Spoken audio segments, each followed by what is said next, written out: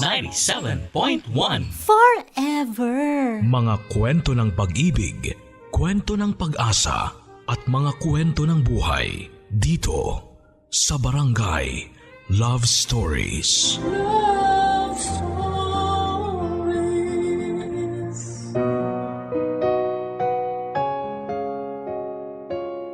Ang sabi nila ay mahalaga sa buhay ng tao ang pagkakaroon ng kaibigan. Kaibigan na masasandalan mo sa mga oras ng kalungkutan at problema. Ikaw ka barangay, natagpuan mo na ba ang kaibigan na handa kang damayan sa anumang problema? Masasabi na ang isang kaibigan ay para na ring pamilya sa labas ng ating tahanan. Katulad din ng ating mga pamilya ay maaari silang mahingan ng tulong sa mga oras na ikay nangangailangan. Malalaman mo rin at tunay ang isang kaibigan dahil hindi ganito iiwanan sa oras ng kagipitan. Bukod dito, ang mga kaibigan natin ay may tuturing na kasangga sa ating buhay. Dahil sa ating mga kaibigan mas nakikilala natin ang ating mga sarili. Ito ay dahil mas komportable tayo sa kanila at lumalabas ang ating tunay na pagkatao kapag kasama sila. Pero ating pakakatandaan na ang kaibigan ay dapat din nating mahalin at irespeto. Hindi yung maaalala mo lang kapag may kailangan ka o may problema ka. Dear Papa Dudut, magandang araw sa iyo at sa mga loyal kabarangay na nakikinig ngayon. Itago niyo na lamang po ako sa pangalang Selena, 32 years old at kasalukuyang nakatira sa Lemery, Batangas. Sumulat ako upang ibahagi ang kwento kung paano nga ba natin dapat pahalagahan ang ating mga kabarangay. Para maging aware ang lahat na ang pagkakaroon ng kaibigan ay hindi lang basta para may maihingan ka ng tulong o mapaglalabasan ng problema.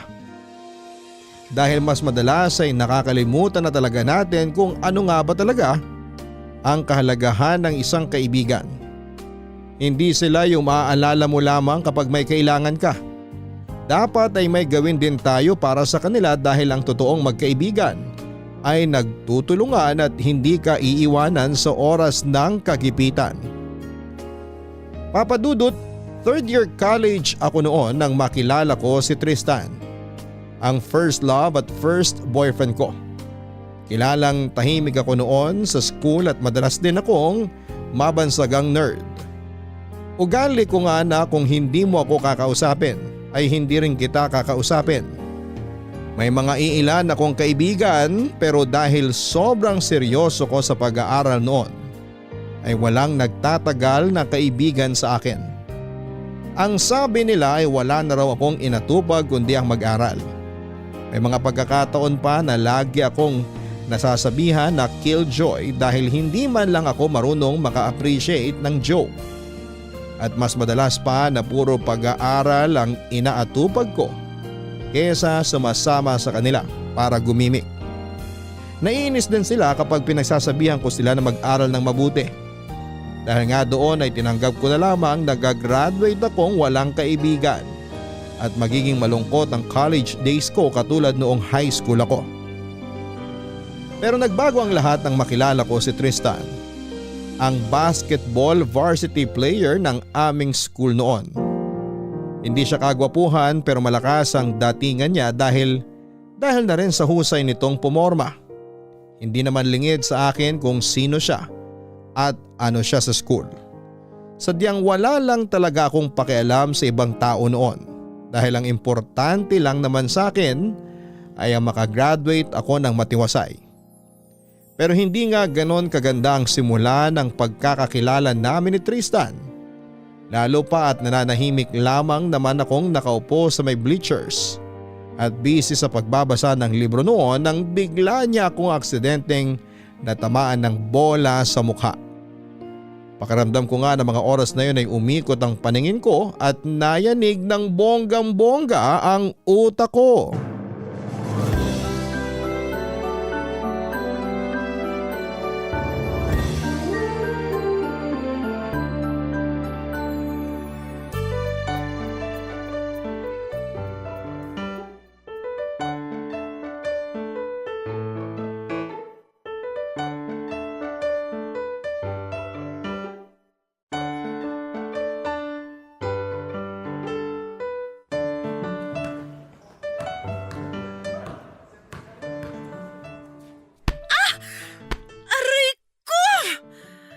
Wisit naman oh! Sino ba yun? Naku, sorry. Okay ka lang ba? Mukha ba akong okay? Ano ka ba, tol? Sinargo mo nga ng bola sa mukha eh. Tapos itatanong mo pa kung okay lang siya. Ayos ka rin eh, no? Manahimik ka na nga, tol. Di ka nakakatuwa eh. Miss, sorry talaga ha. Nasaktan ka ba? Hindi ba obvious? Nabali mo nga yata ilong ko eh. Sorry, di ko talaga sinasadya. Napalakas kasi yung hagis ko ng bola. Ano pa nga ba? Kung bakit ba naman kasi dito mo napiling pumwesto para magbasa ng libro? Di mo ba nakikitang nagpa-practice kami? May library naman ah. Doon ka magbasa. Eh dito ko gusto magbasa eh. May magagawa ka? Nagsasuggest lang naman ako ah. Para wala ng bola na tatama sa mukha mo. Tama na nga sabi, tol eh. Alam mo di ka nakakatulong. Tristan, ikaw na kumausap sa babaeng yan. Pag di ako nakapagpigil, baka ako pa bumato ng bola sa mukha niya eh. Bahala nga kayo mag-usap. Pasensya ka na sa tropa ko ha. Ganun lang talaga yun. Di ko naman tinatanong. Ang sungit mo naman. Nagsorry na nga ako eh. Wala akong paki sa sorry mo. Jack ka na nga! Teka, wag ka munang umalis. Nakita ko kasi kung gaano kalakas yung pagtama ng bola sa'yo eh. Baka nahihilo ka o may iba pang masakit sa'yo. Nahilo ko, malamang. Ikaw ba naman tamaan ng bola sa mukha eh? Sa'yo ko kaya gawin? Sorry talaga. Halika, daling kita sa klinik. Hindi na! Ay, naalog yung utak ko dun ah. Magiging bobo pa yata ako. Teka, pauwi ka na ba? Hatid na kita. Para naman makabawi ako sa'yo. Hindi na nga. Sa library lang naman ang punta ko. Sige, hatid na kita ron. Mukha ko lang ang tinamaan, hindi pa ah. Bakit ba ang sungit mo? Nakikipagkaibigan lang naman ako eh. Kaibigan? Tapos pag nagkagipitan, magsisipulasan kayo ng takbo? Uy, hindi naman ako ganun. Mabait ako. Ganyan din sinabi nila sa akin dati eh, pero ano, iniwan lang din nila ako. Lalim naman ng hugot mo. Sino ba yun? Wala ka na ron. Tsaka bakit mo ba ako sinusundan? Hatid na kasi kita. Baka bigla ka mahilo o kaya himatayin ka. Walang sasalo sa'yo kung di kita susundan. Nakikita mo ba yung future? Hindi. Bakit? Astig kasi mga prediction mo. Ano ba yan? Ngayon naman binabara mo ako. Eh lubayan mo ako kung ayaw mong mabara lalo. Bakit ba ang sungit mo? May regla ka ba? Hoy! Excuse me. Tapos na ang menstruation cycle ko. Pwede ba? Lumayas ka sa harapan ko? Eh di dito na lang ako sa likod mo. Ano ba? Di mo ba talaga ako tatantanan? Gusto ko nga kasing makipagkaibigan sa'yo kaya hindi kita tinatantanan. Ako nga pala si Tristan. Di ko tinatanong. Sus? Ikaw, ano bang pangalan mo? Wala ka na ron. Patingin nga. Hoy! Bitawan mo nga yung ID ko! Nice to meet you, Selena. Sige, maiwan na kita ah. Papa Dudut, hindi ko akalain na sobrang kulit pala niya at hindi kanya titigilan hanggat hindi niya nakukuha ang gusto niya. Pero dahil nga sa pangyayari na yon ay naging simula yon ng pagkakaibigan namin ni Tristan. Habang tumatagal din ay unti-unti ko siyang nakikilala. Madaldal siya at may pagkakwela. Yung tipong matatawa ka na lamang at maiinis sa kanya dahil kadalasan nga sa mga biro niya ay corny.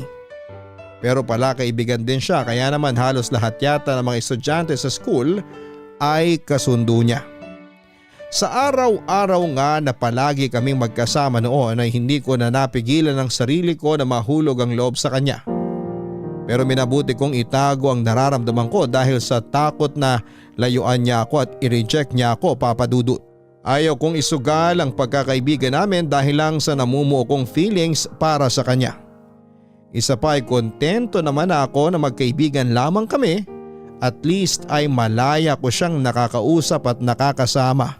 Naisip ko nga rin noon na baka puppy love lang ang nararamdaman ko para kay Tristan dahil teenager pa naman kami ng panahon na yon. At marahil ay nasanay lang din ako na lagi ko siyang kasama. Pero napatunayan kong hindi lang basta puppy love ang nararamdaman ko para sa kanya. Noong isang araw ay pinakilala niya sa akin ang babaeng nililigawan niya na taga-kabilang section. Halos maiyak ako noon sa hindi ko malamang dahilan.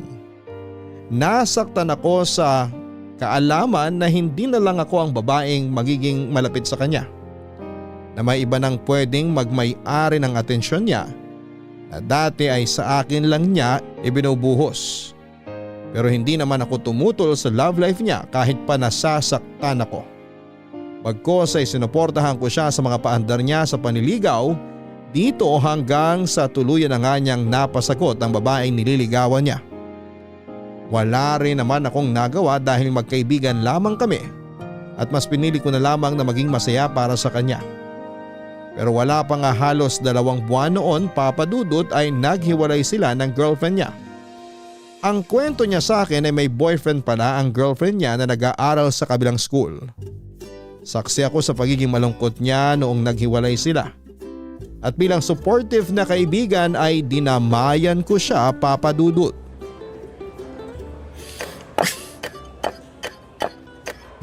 Uy, tama na kakamukmuk mo dyan. Kanina mo pa minamurder yung pagkain mo. Masama yan ha. Di ko lang kasi matanggap. Hayop na yan. Pinagsabay niya kami. Masaklap pa, ako yung kabit. Alam mo, mabuti na yan na habang maaga pa lang nalaman mo nang may boyfriend pala siya. Kaysa naman kung kailan matagal na kayo, dun mo palang malalaman. Ang punto ko, may boyfriend pala siya. Bakit di niya sinabi? Hinayaan niya pa ako manligaw sa kanya tapos sinagot pa niya ako. Ewan ko ba kasi sa'yo? Ang bata-bata pa natin, may pa-girlfriend ka nang nalalaman. Kung nagfo-focus ka na lang sa pag-aaral mo at sa basketball, may napala ka pa. Yan talagang sasabihin mo sa akin? Nasaktan na nga yung tao eh. Makisimpatya ka naman. Ano bang ginagawa ko? Di nga ako nag-review para sa quiz namin mamaya para damayan lang kita dito eh. Wala ka pang pasalamat. Ay, anong bata sinasabi mo? Legal age na tayo. Legal age, oo, pero teenager pa rin tayo. Ang dapat na inaatupag natin, pag-aaral. And besides, nandito ko para mag-aral at makagraduate. Hindi para magka-boyfriend. Ay sus! Wala lang kamon naniligaw sa'yo. Ganon. Kumain na nga tayo. Bago ko pa ibuhos sa'yo itong iniinom ko. Wala akong gana eh. OA mo ah. Di ka kakain dahil lang sa babaeng yon. Seryoso kasi ako sa kanya. Di mo kasi ako naiintindihan eh. Hoy, wag mo nga ibantun sa akin yung frustration mo. Iwanan kita dito eh. Sorry na. Huwag mo ako iwan dito. Wag mo nang problemahin yun. Di pa naman ganun kalalim feelings mo para sa kanya eh. Tsaka hindi lang naman siya magiging unang girlfriend mo. Siyempre magkakaroon ka pa ng pangalawa, pangatlo, pang-apat, and so on and so forth. Huy, bunganga mo naman. Ano ba akala mo sa akin? Babaero? Wala ko sinasabing babaero ka. Ayan, pati comprehension mo sa pakikinig na wala na. Sabi mo may pangalawa, pangatlo, may pang-apat pa nga eh. Siyempre, pag di nag-work yung pangalawa, makikilala mo yung pangatlo. Ano ka ba? Utak mo marumi. Yung kasi pagkakaintindi ko sa sinabi mo eh. Well, mali ka ng pagkakaintindi. Bata-bata mo pa kasi girlfriend na inaatupag mo. Kung nag-aaral ka na lang kaya ng mabuti. Sa hindi ko naman mapipigilan ng puso ko kung kanino to titibok. Sus, may pagganyan-ganyan ka pa. Kainin mo na nga lang yung pagkain mo. 8 minutes na lang tapos na recess natin. Dami mong arte. Oo na, eto na. Palibhasa kasi wala kang love life eh. Hoy, ano to bastusan? Kanina ka pa. Hindi ko nga kailangan ng love life, no? Hindi naman yung nakakatulong sa akin para makagraduate ako. Kung sa bagay. Pero ayaw mo bang maranasan magkaroon ng crush man lang o kahit puppy love? No thanks. Ayoko ng sakit ng ulo. Ganyan ka ba sa lahat ng nakakausap mo? Para kang lagi na ikipag-away. Kaya ka iniiwan ng mga kaibigan mo eh. Gusto mo sumunod ka rin? Uy, joke lang. Ito naman. Pwes, hindi nakakatawa. Sorry na. Best friends tayo, di ba? Di kita iiwan kahit ang taray-taray mo sa akin lagi. Di ka talaga nauubusan ng sasabihin no? Ikaw rin naman ah. Mas malala ka pa nga sa akin eh. Kumain ka na nga dyan. Bago ko pa isubo lahat sa'yo yan hanggang sa mabilaukan ka. Ang sama talaga ng ugali nito. Papatayin mo pa ako.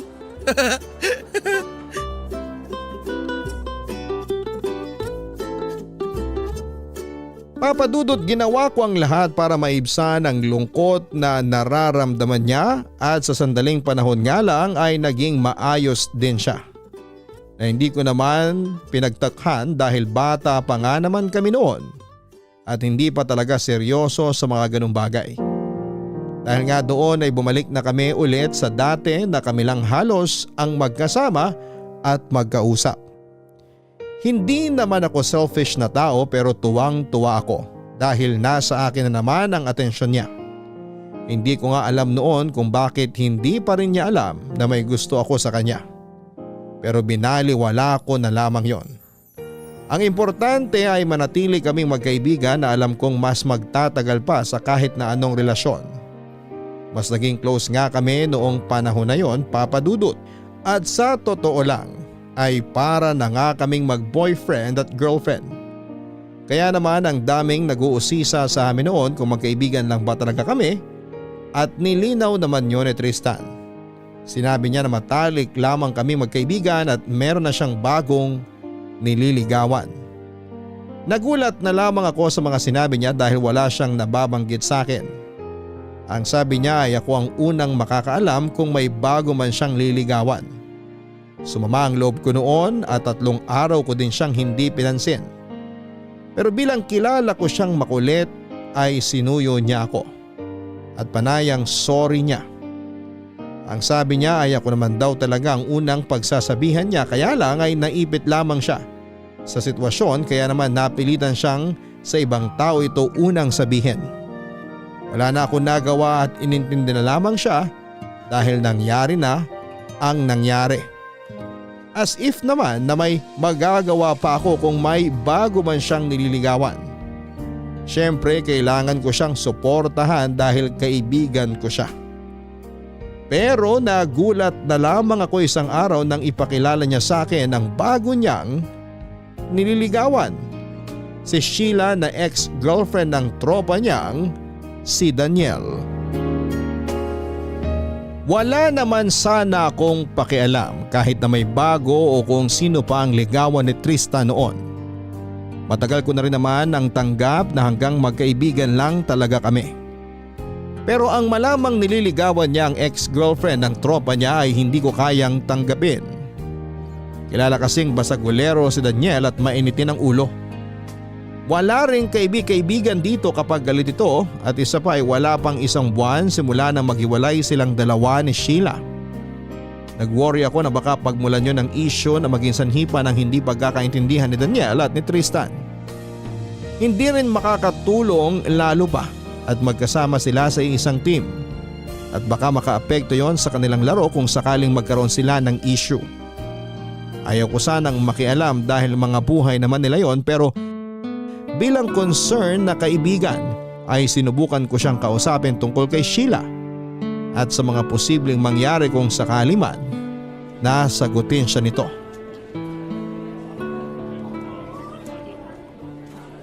Seryoso ka ba talaga? Si Sheila yung nililigawan mo? Oo nga.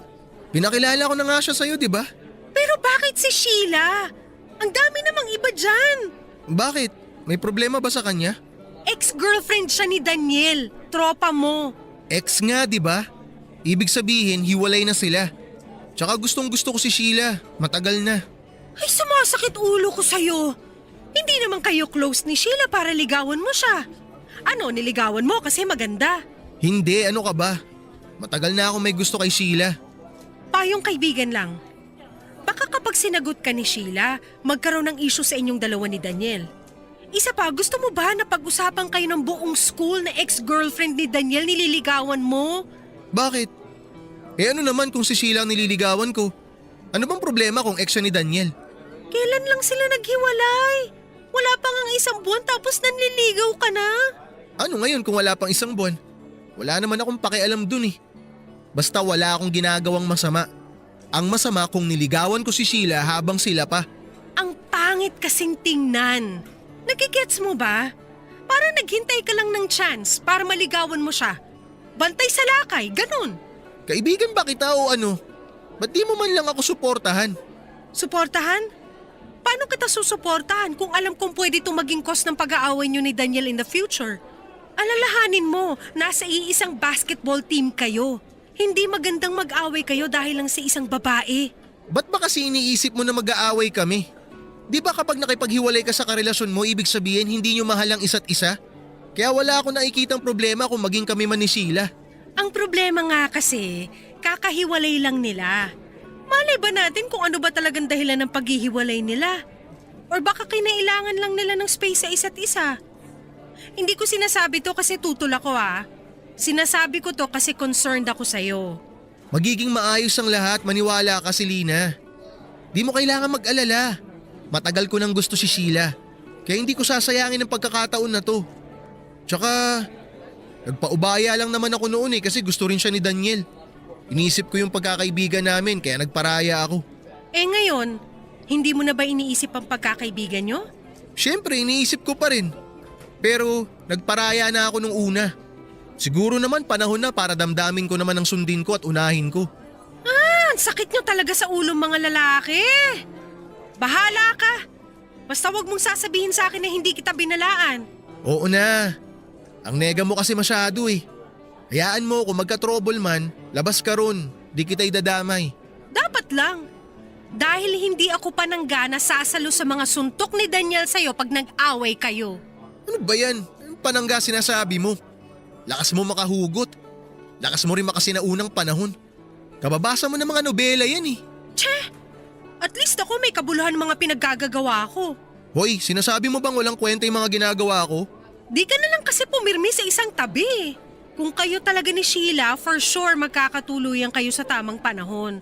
Masyado ka nagmamadali. May galit ka ba talaga kay Sheila? Tutul na tutul ka sa kanya Wala akong galit, okay? Hindi ko ugaling mamersonal. Sa tingin ko lang kasi wala ka sa timing. Anong timing ang sinasabi mo dyan? Ang dami mo namang napapansin. Hindi ako naging top student para sa wala, no? Di ikaw na matalino.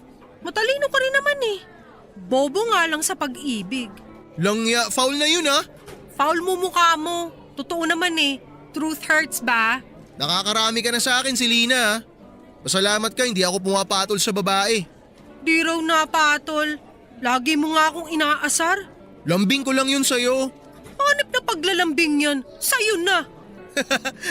Pikon. Lolo mo pikon. Sorry na. Best friends tayo, di ba?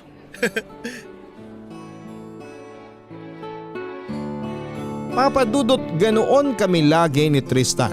Pagkatapos namin sa seryosong usapan ay mag-aasara naman kami na parang mga bata dahil yun na nga ang naging coping mechanism niya kapag nasasaktan o nalulungkot siya. Ako naman ay sumasakay lang sa lahat ng kalokohan niya dahil alam kong yun lang ang magagawa ko para kahit papaano ay damayan siya.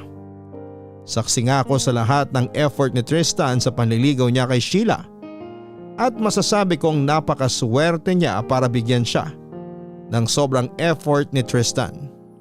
Simula sa mga love letters, mga kung ano-anong regalo na mumurahin lang naman.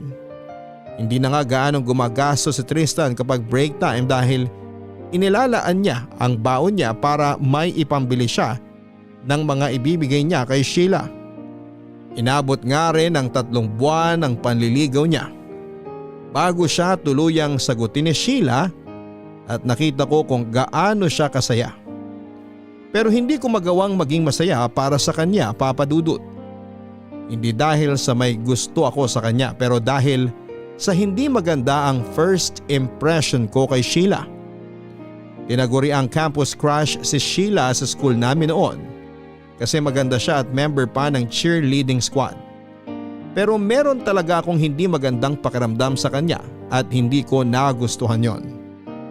Pakiramdam ko kasi si Tristan lamang ang nagdadala ng relasyon nila at si Tristan lang ang nagbibigay ng effort at sa naoobserbahan ko kay Sheila ay wala lang siyang pakialam. Pero hindi ako nakialam sa kanilang dalawa dahil pribadong buhay nila yon. Kumbaga ay magsisilbi na lamang akong taga-suporta nila. Hanggang sa naging limitado na nga ang pag-uusap namin ni Tristan at naiintindihan ko naman. Alam ko naman kasi kung saan ako lulugar at kailan ako kailangang umeksena. Kagaya na lamang kapag may tampuhan sila ni Sheila ay agad siyang lumalapit sa akin para humingi ng advice sa kung ano nga ba ang pwede niyang gawin. Wala nga siyang ibang bukang bibig kundi si Sheila, Papa Dudut.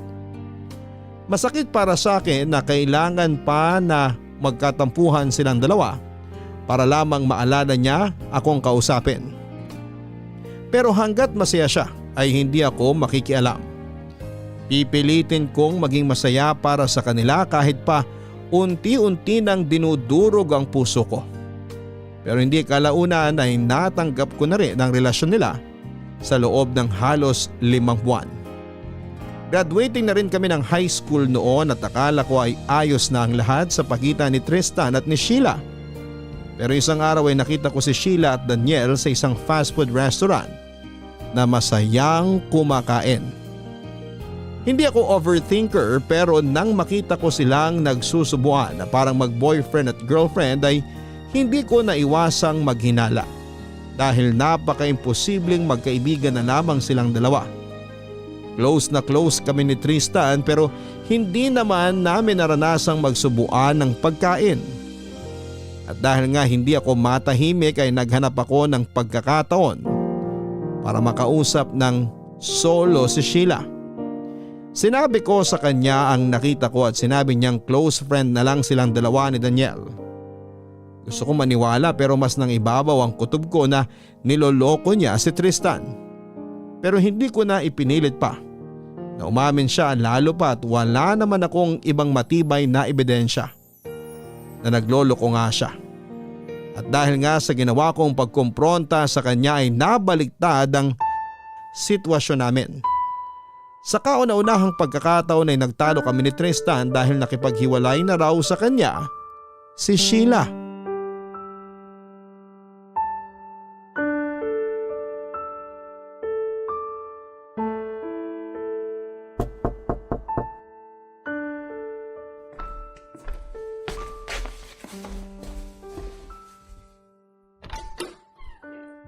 Oh, Tristan, may kailangan ka? Anong sinabi mo kay Sheila? Ha? Sinabing ano? Ewan ko. Kaya nga ikaw ang tinatanong ko eh. Wala naman akong sinabi sa kanyang kakaiba. Tinanong ko lang siya kung ano ba talagang relasyon nilang dalawa ni Daniel. Nakita ko kasi Bakit silang… kailangan mo makialam? Magkaibigan tayo, oo. Pero sinong nagbigay sa'yo ng karapatan na pati personal kong buhay panghimasukan mo? Anong sabi mo? Ako? Nakikialam? Nanghihimasok? Ano bang masama sa ginawa ko? Kinausap ko lang siya ng maayos at tinanong ko siya ng maayos. Ba't kung makapagsalita ka parang may ginawa akong masama sa kanya? Sana kasi kinausap mo muna ako. Hindi yung basta-basta ka nalang nagdedesisyon. Bakit? Maniniwala ka ba sa akin kung sinabi ko sa iyo na nakita ko silang magkasama nung nakaraan sa restaurant tapos nagsusubuan pa? Tingnan mo nga yung sarili mo ngayon. Nagagalit ka kaagad sa akin nang hindi mo muna inaalam kung ano ba talagang nangyari. Bakit? Ano bang sinumbong sa'yo ng girlfriend mo? Sinabi niya sa akin na pinagbibintangan mo siya na may relasyon pa rin sila ni Daniel. Ayun, nakikipaghiwalay siya sa akin ngayon. Wow! Hanep yung girlfriend mo ha? Nag-imbento pa talaga ng salita at naniwala ka naman. Sa bagay, patay na patay ka dun eh. Kulang na nga lang luhuran at sambahin mo. Tama na, Selena. Una pa lang tutol ka na sa relasyon namin ni Sheila eh. Pero hindi ko akalain na pagbibintangan mo siya ng kung ano-ano. Ako pa talaga? Tristan, kilala mo ko. Hinding-hindi ako magbibitaw ng salita nang wala akong matibay na basihan. At hindi ko siya pinagbibintangan. Tinanong ko lang siya. Pero mukhang tama nga ang hinala ko. Kasi napaghahalata ang guilty siya. Ay, tumigil ka na nga, please lang. Pwede ba, Tristan? Buksan mo nga yung mga mata mo. Niloloko ka na nga, nagbubulag-bulagan ka pa. Sino magkaibigan na magsusubuan sa public na kainan tapos ang sweet-sweet pa? Tayo nga na sobrang close, hindi natin ginagawa yun eh. Dahil may boundaries ang pagiging magkaibigan natin. Pero sa case ni Sheila at ni Daniel, ewan ko na lang. Natural lang siguro sa kanila yun, kasi naging sila dati. Pero may tiwala ako kay Sheila na hinding-hindi niya ako lolokohin. May tiwala ka sa kanya. So sa akin, wala. Ang tagal na nating magkaibigan. Alam mo kung anong ugaling meron ako. Hindi sa wala akong tiwala sa'yo, Selena.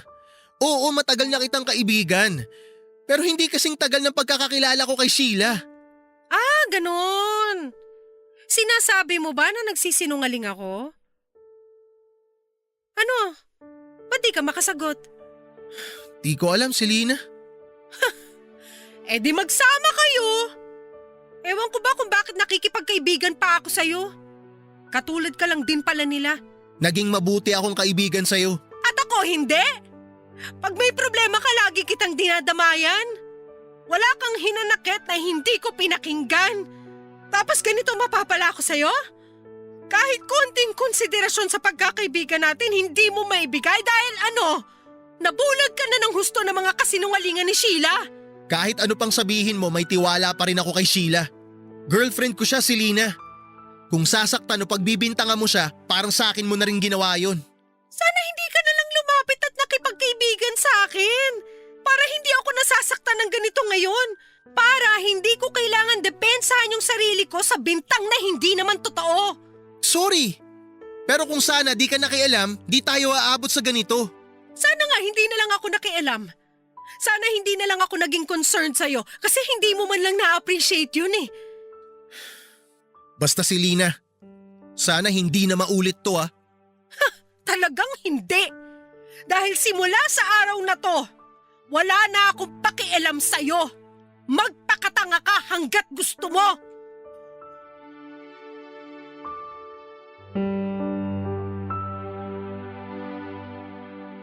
Dahil nga sa sama ng loob, Papa Dudut, ay pinili ko na lamang na umiwas kay Tristan.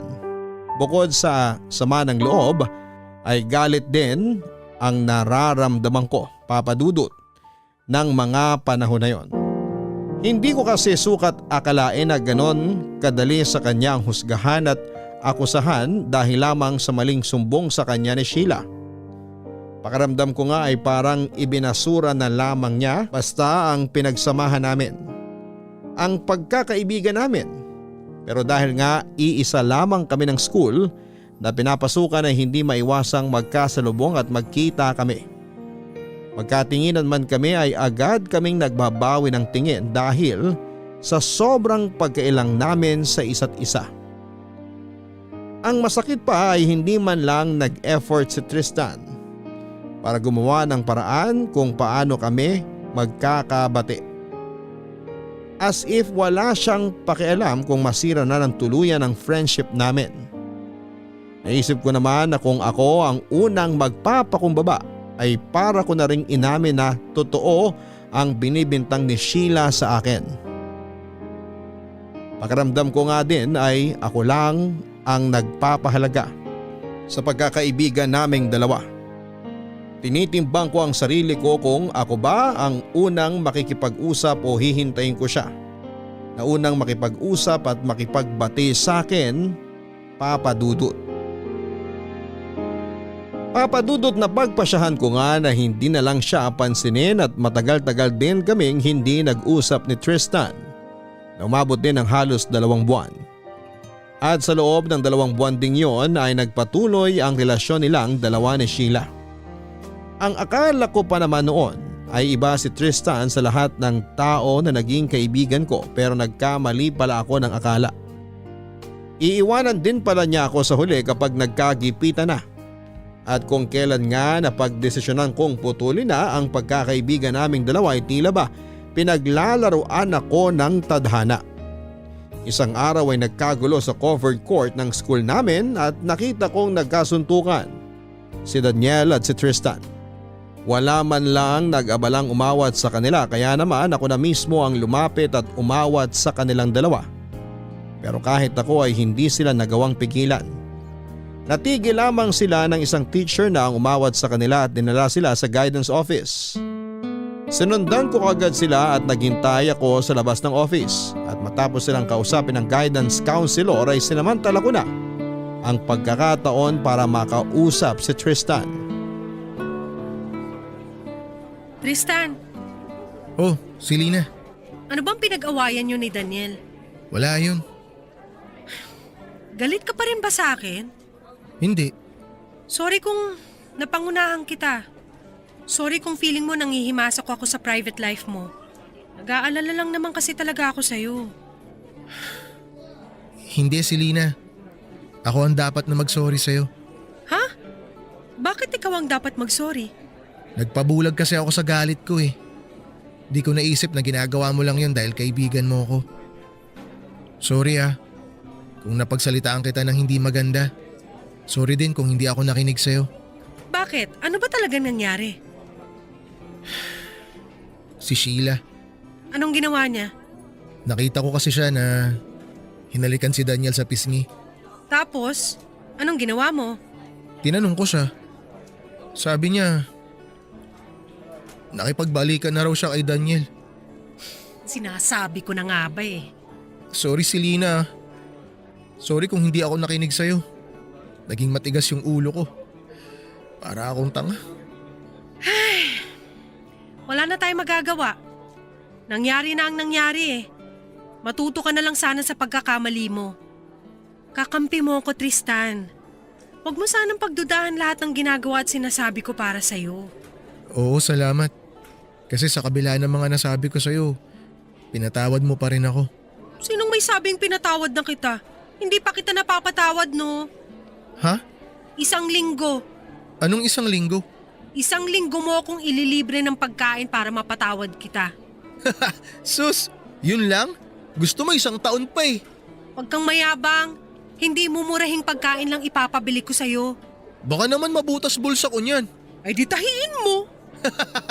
Hanep Namiss ko yung mga pambabara mo sa akin. Gusto mo gawin na rin kitang pambara. Huwag ka na magalit. Pumapangit ka eh. Kung pangit ako, ano ka pa kaya? Pero seryoso, sorry talaga. Huwag mo na lang ulitin. Tsaka sorry din. Dapat talaga, ikaw ang una kong kinausap, hindi siya. Huwag na tayo magsisihan. Importante, pareho na tayong nalinawan.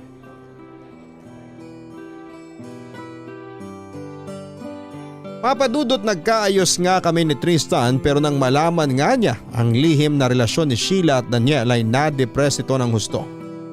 Sobrang daming bagay na nagbago sa kanya at hindi lang ako ang nakapansin noon kundi pati na rin ang professor namin. Hindi na siya yung Tristan na masayahin at hindi nagpapaapekto sa mga problema. Madalas na nga itong hindi pumapasok o kaya naman ay mag-cutting classes para maglaro ng billiard sa labas na malapit lamang sa school. Kung may iba mang tao na masasaktan sa kalagayan ni Tristan ay ako na yon. Gustong gusto kong pagaanin ang kalooban niya pero hindi ko naman alam kung papaano. Sa tuwing tatangkain ko kasi na i-comfort siya, ang sasabihin niya lagi sa akin ay ayos lang siya. Doon ko na na-realize na hindi nito gustong humingi ng tulong kahit na sa akin pa. Pero kahit na ganoon ay pinilit kong damayan siya hanggang sa makagraduate na kami ng college. Buti na nga lang at nakagraduate siya nang kahit pa naging pasaway siya noong last grading. Sa loob nga ng mahabang panahon ay hindi pa rin naghihilom ang sugat sa puso niya na iniwan ni Sheila. Inamin nga niya sa akin na si Sheila ang first love niya. Pero si Daniel naman ang gusto nito. Kahit nga nakalipas na ang ilang taon ay si Sheila pa rin ang bukang bibig niya. Nagsasawa na nga ako dahil puro na lamang siya Sheila. Palagi na lamang si Sheila, paano naman ako? Paano ang nararamdaman ko? Ilang beses ko na ngang sinabi sa kanya na kalimutan na lamang niya si Sheila dahil wala na rin siyang mapapala dito. Pero hindi naman gaanong kadali para sa kanya ang basta na lamang itong kalimutan, papadudot. Halos naging karamay na nga niya ang alak at madalas kapag trip nitong uminom ay sa amin siya dederecho. Wala namang problema sa pag-inom niya sa amin dahil kilala na siya ng mga magulang ko. Open na rin siya sa amin dahil malalaki naman na kami. Ugali rin kasi nito na kapag iinom siya ay gusto niyang may makakakwentuhan at sa bahay lang namin ang lagi niyang takbuhan. Minsan nga ay sila ni Papa ang magkainuman. Pero sa totoo lang ay nakakasawa na ring makinig sa mga kwento niya dahil puro tungkol kay Sheila lang naman ang sasabihin niya. Kaya nga madalas ay gustong-gusto ko ng isampalang katotohanan sa kanya. Isang araw nga ay bigla naman siyang sumulpot sa bahay at may bitbit na alak, Papa Dudut.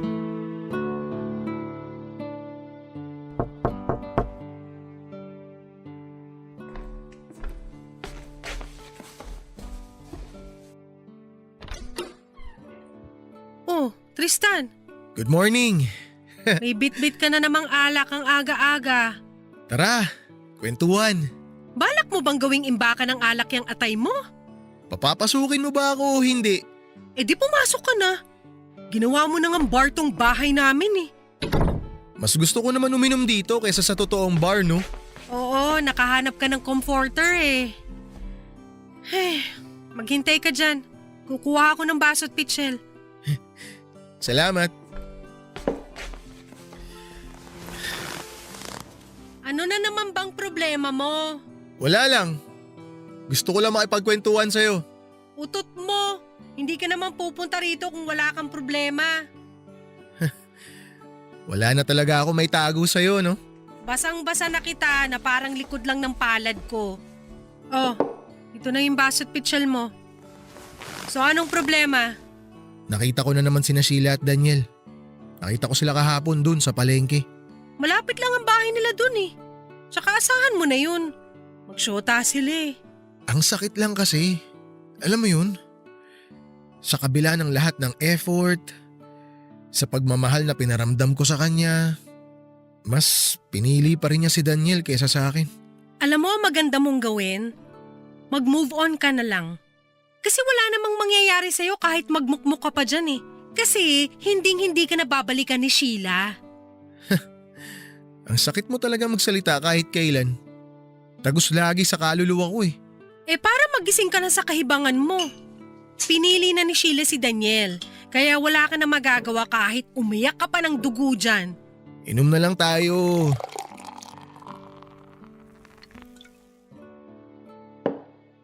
Oh, unang tagay sa'yo. Tigilan mo ako. Gusto mong masapa ka ni Papa? Idadamay mo pa ako sa pagiging lasinggero mo.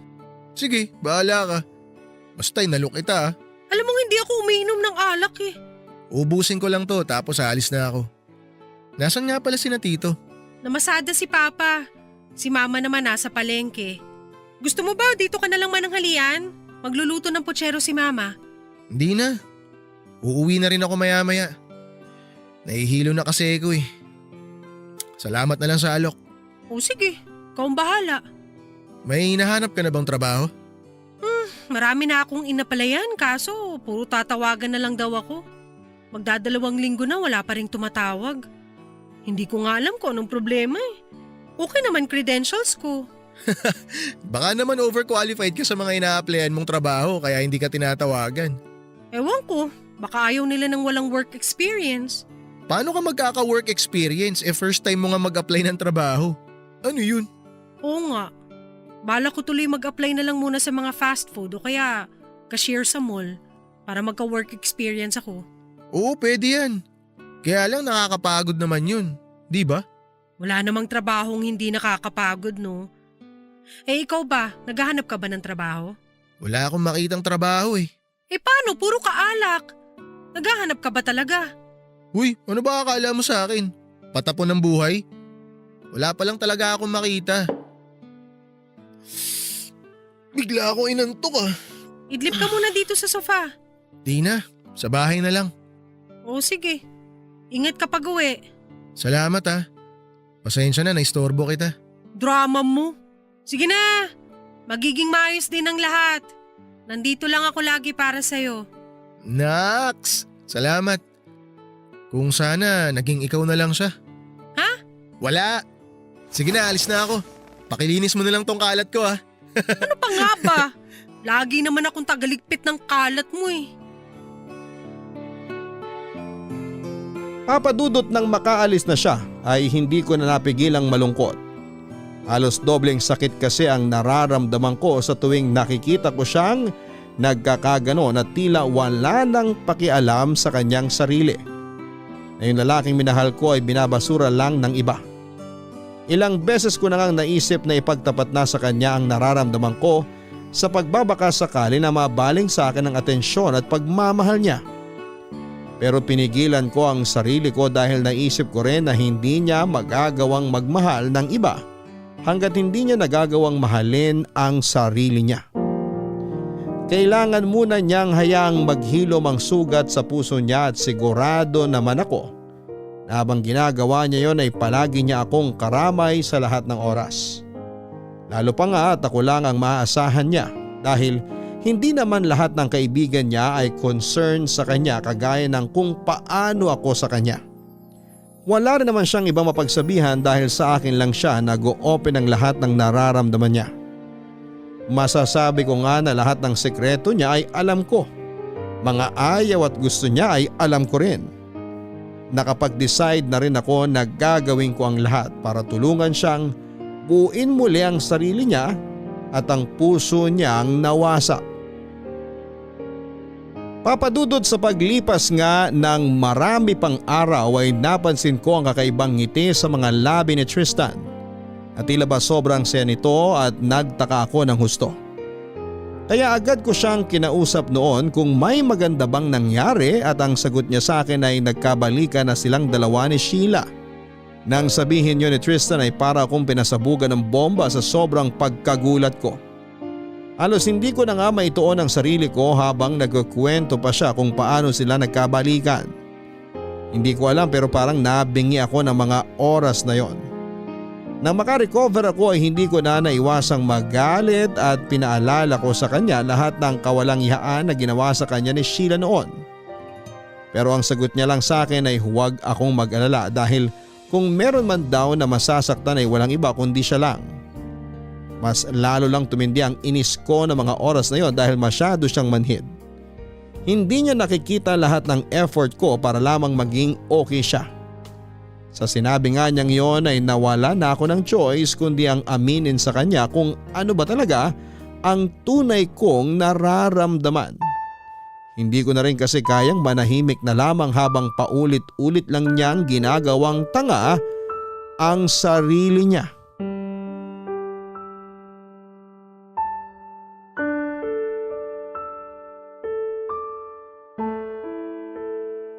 Narinig mo ako? Matagal na akong may gusto sa'yo. Kaya wag mong sasabihin sa akin na hindi ko alam ang nararamdaman mo. Na hindi ako nasasaktan pag nakikita kitang nasasaktan. Pero kailan pa? Parang napaka-imposible naman. Paanong imposible? Ni isang beses hindi ako nag-expect na magkakagusto ka sa akin. Ang taray tsaka ang sungit mo lagi sa akin. Kapag tinotopa ka naman inaaway mo ko. Ngayon alam mo na. Matagal na akong may gusto sa'yo. Bago pa lang tayong magkaibigan noon. Bago ka pa nagkaroon ng unang girlfriend, may nararamdaman na ako para sa'yo. Bakit? Bakit di mo sinabi sa akin? Wala akong nakikitang rason para sabihin ko sa'yo eh. Magkaibigan tayo. At ayoko masira yun ng dahil lang sa romantic feelings ko para sa'yo. Pero sana at least nag-ingat ako. Nag-ingat na alin? Nag-ingat ako para hindi sana kita nasaktan. Wala namang pagkakaiba yun sa ngayon eh.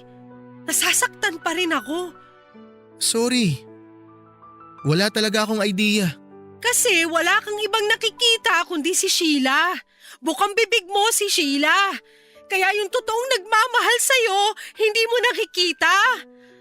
Alam mo bang doble yung sakit na nararamdaman ko kapag nasasaktan ka? Sa tuwing nagpapakatanga ka sa babaeng hindi ka naman mahal? Ako yung nasa tabi mo pero hindi mo ako napapansin. I'm sorry, Selena. Kung alam ko lang hindi sana kita pinagsalitaan ng kung ano-ano. Sorry talaga. Pero alam mo naman na hanggang kaibigan lang talaga ang tingin ko sa'yo, di ba? Alam ko. Naiintindihan ko. Kontento na ako sa kung anong meron tayo. Kontento na ako maging kaibigan mo lang.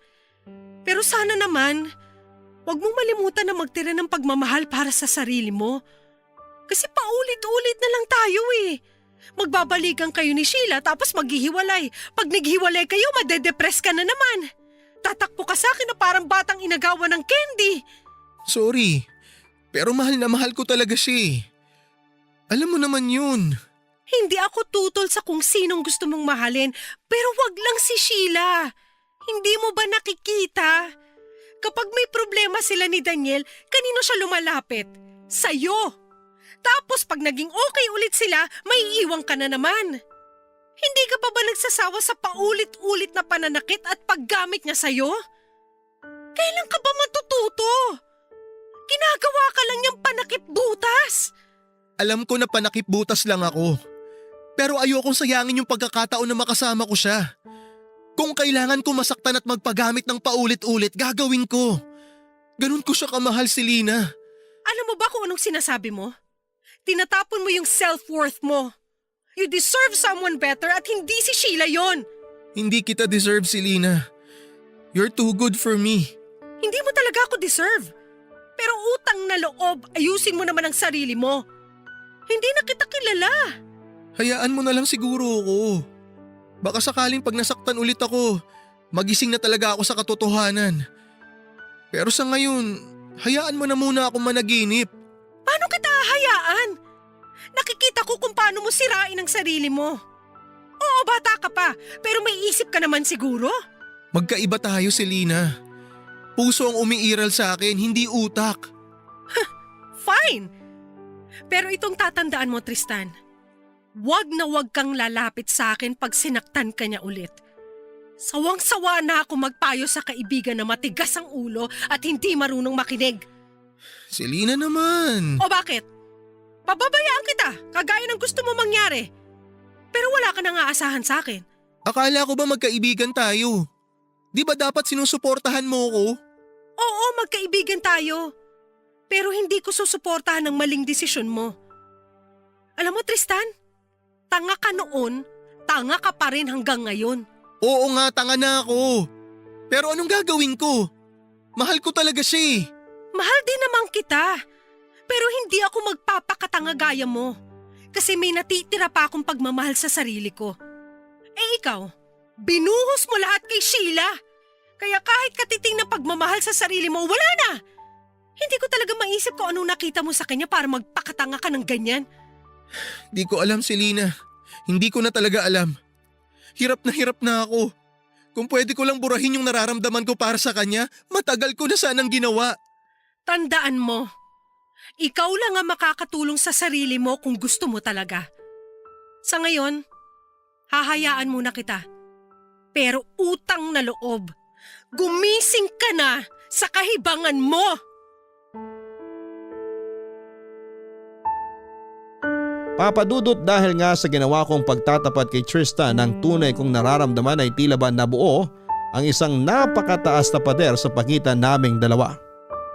Naging ilang kami sa isa't isa at hindi na nga siya nagkukwento ng tungkol sa mga problema niya.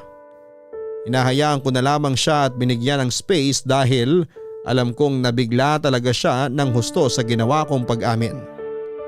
Ang akala ko nga noon ay magtutuloy-tuloy na ang hindi namin pag-uusap. Pero nagulat na lamang ako isang gabi dahil bigla na lamang siyang sumulpot sa bahay namin at lasing na lasing at hindi ko mawarian ang itsura. Halata din na galing ito sa pag-iyak at agad kong naisip ang mga posibleng dahilan kung bakit siya nagkakaganon. Kaya naman ang sabihin nitong si Sheila ang problema niya ay hindi na ako nagulat. Pero mas nagulat ako nang sabihin niyang buntis ito pero hindi siya ang ama kundi si Daniel.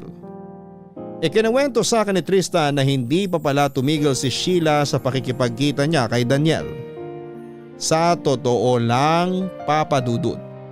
Hindi ko alam kung maaawa o maiinis ba ako sa kanya. Kasi ilang beses ko na siyang pinaalalahanan pero hindi naman siya nagtatanda. Naisip ko nga na kasalanan na niya kung bakit siya paulit-ulit na nasasaktan. Ang mahirap pa ay naalala lang naman niya ako kapag may problema siya o kaya naman ay kailangan niya ng makakasama at makakakwentuhan. Pero hindi ko maiwasang hindi matawa dahil pare-pareho kami ng sitwasyon. Nagmahal siya ng taong hindi naman talaga siya mahal at nagmahal ako ng tao na ibang mahal. Kung may pagkakaiba man kami ay iyon ang hindi ko ugali na maghabol dahil bukod sa may respeto ako sa desisyon ng ibang tao ay may respeto rin ako para sa sarili ko. Kung ayaw sa akin ay walang dahilan para ipilit ko ang sarili ko sa taong yon. Alam kong magkaibigan kami matagal na at ang magkaibigan ay dapat nagdadamayan sa lahat ng oras. Lalo na kung may problema o pinagdaraanan ng isa pero nakakasawa din pala. Nakakasawa na ang paulit-ulit na cycle ng kabaliwan niya sa isang babaeng hindi naman siya talaga mahal at worst ay ginamit lamang siya sa pansarili niyang interes. Pagod na rin akong tumulong sa taong wala namang ginawa para tulungan ng sarili niya.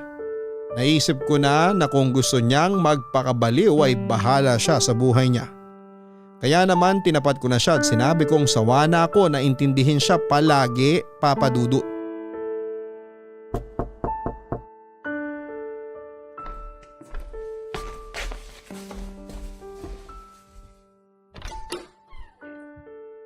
Alam ko na yung itsura mong yan.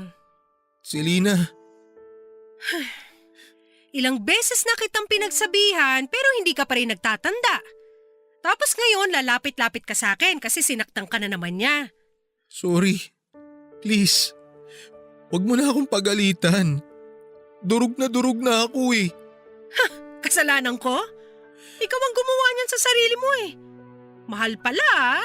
Mabaliw ka ngayon sa pagmamahal mo na wala namang kwenta sa kanya. Selena, please, tulungan mo ko. Hindi ko na talaga kaya yung sakit. Ewan ko Tristan, maraming beses na kitang inintindi dahil alam ko nagmamahal ka lang. Pero kung gusto mo magpakasira, utang na loob. Wag mo naman akong idamay. Nananahimik na ako eh. Pinabayaan na kita sa gusto mo, ano pa ba? Selena, kailangan kita ngayon, please. Ayan! Yan ang problema sa'yo. Magaling ka lang kapag may kailangan ka sa akin. Pero hindi ako tanga na kagaya mo. Gusto mo ulitin ko pa? Tanga ka, Tristan. Tanga! Kung gusto mo magpakabaliw, bahala ka sa buhay mo. Pero lumayo ka sa akin. Ano bang kailangan kong gawin para mapatawad mo ko? Wala! You took me for granted. Wala kang pinagkaiba kay Sheila. Pareho kayong manggagamit. Selena, wag mong sabihin yan. Kahit kailan hindi kita ginamit. Mahalaga sa akin ang friendship natin. Mahalaga? Hindi mo gagawin sa akin to kung mahalaga sa iyong pagkakaibigan natin. Hayaan mo sana akong bumawi. Last chance na lang tong hinihingi ko sa'yo. Nakikiusap ako, Selena. Tama na, Tristan. Pagod na akong intindihin ka. Ang mabuti pa siguro, tapusin na natin ang pagkakaibigan natin. Useless na rin naman to eh. Wag, please. Gagawin ko lahat, mapatawad mo lang ako. Babawi ako. Titigilan ko na si Sheila, promise. Selena, ikaw na lang ang meron ako ngayon. Maniwala ka naman sa akin oh. Nito ko lang na-realize na tsaka mo lang malalaman ang halaga ng isang tao kapag nawala na siya sa'yo. Hindi ko masasabing mahal kita in a romantic way, pero mahal kita bilang kaibigan. Hayaan mo sana ako makabawi sa'yo. Hanggat hindi ka nakakalaya sa anino ni Sheila, hindi mo magagawang magmahal ng iba. Baka imbes na maiparamdam mo sa kanilang mahal mo sila, masaktan mo lang sila ng paulit-ulit. Hindi ako nangangako, pero pipilitin kong buuin ulit ang sarili ko.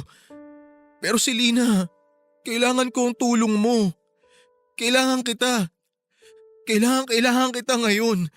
Bakit mo ko kailangan, ha? Sabi mo nga pabayaan kita, di ba? Eh di ayan, pinabayaan kita. Alam mo, tapusin na lang natin tong friendship natin. Kasi sa totoo lang, nahihirapan na ako. Wala rin naman akong silbi sa'yo. Selena, please. Alam ko na ang dami kong kasalanan sa'yo. Lagi ko sinasamantala yung kabaitan mo sa akin. Yung pagmamahal at concern mo sa akin. Naiintindihan ko kung saan ka nanggagaling kaya ka nagagalit sa akin. Kaya nga humihingi ako ng tawad eh. Patawarin mo na ako. Ngayon mo lang na-realize yan? Matagal ko nang na-realize lahat to. Pero ngayon lang ako nagkaroon ng lakas ng loob na aminin sa sarili ko. Dahil ayokong tanggapin na totoo yung sinabi mo na parehas lang kami ni Sheila na manggagamit. Pero ngayon, tanggap ko na. Magalit ka sa akin hanggat gusto mo. Murahin mo ako, saktan mo ako. Tatanggapin ko lahat yun. Huwag mo lang putulin yung pagkakaibigan natin, Selena. Please. Ikaw na lang ang totoong kaibigan na meron ako. Huwag mo naman sana akong iwan. Pangako, huli na to. Hindi na ako uulit. Nagising na ako sa kabaliwan ko. Hayaan mo sanang itama ko yung mga pagkakamali ko sa'yo.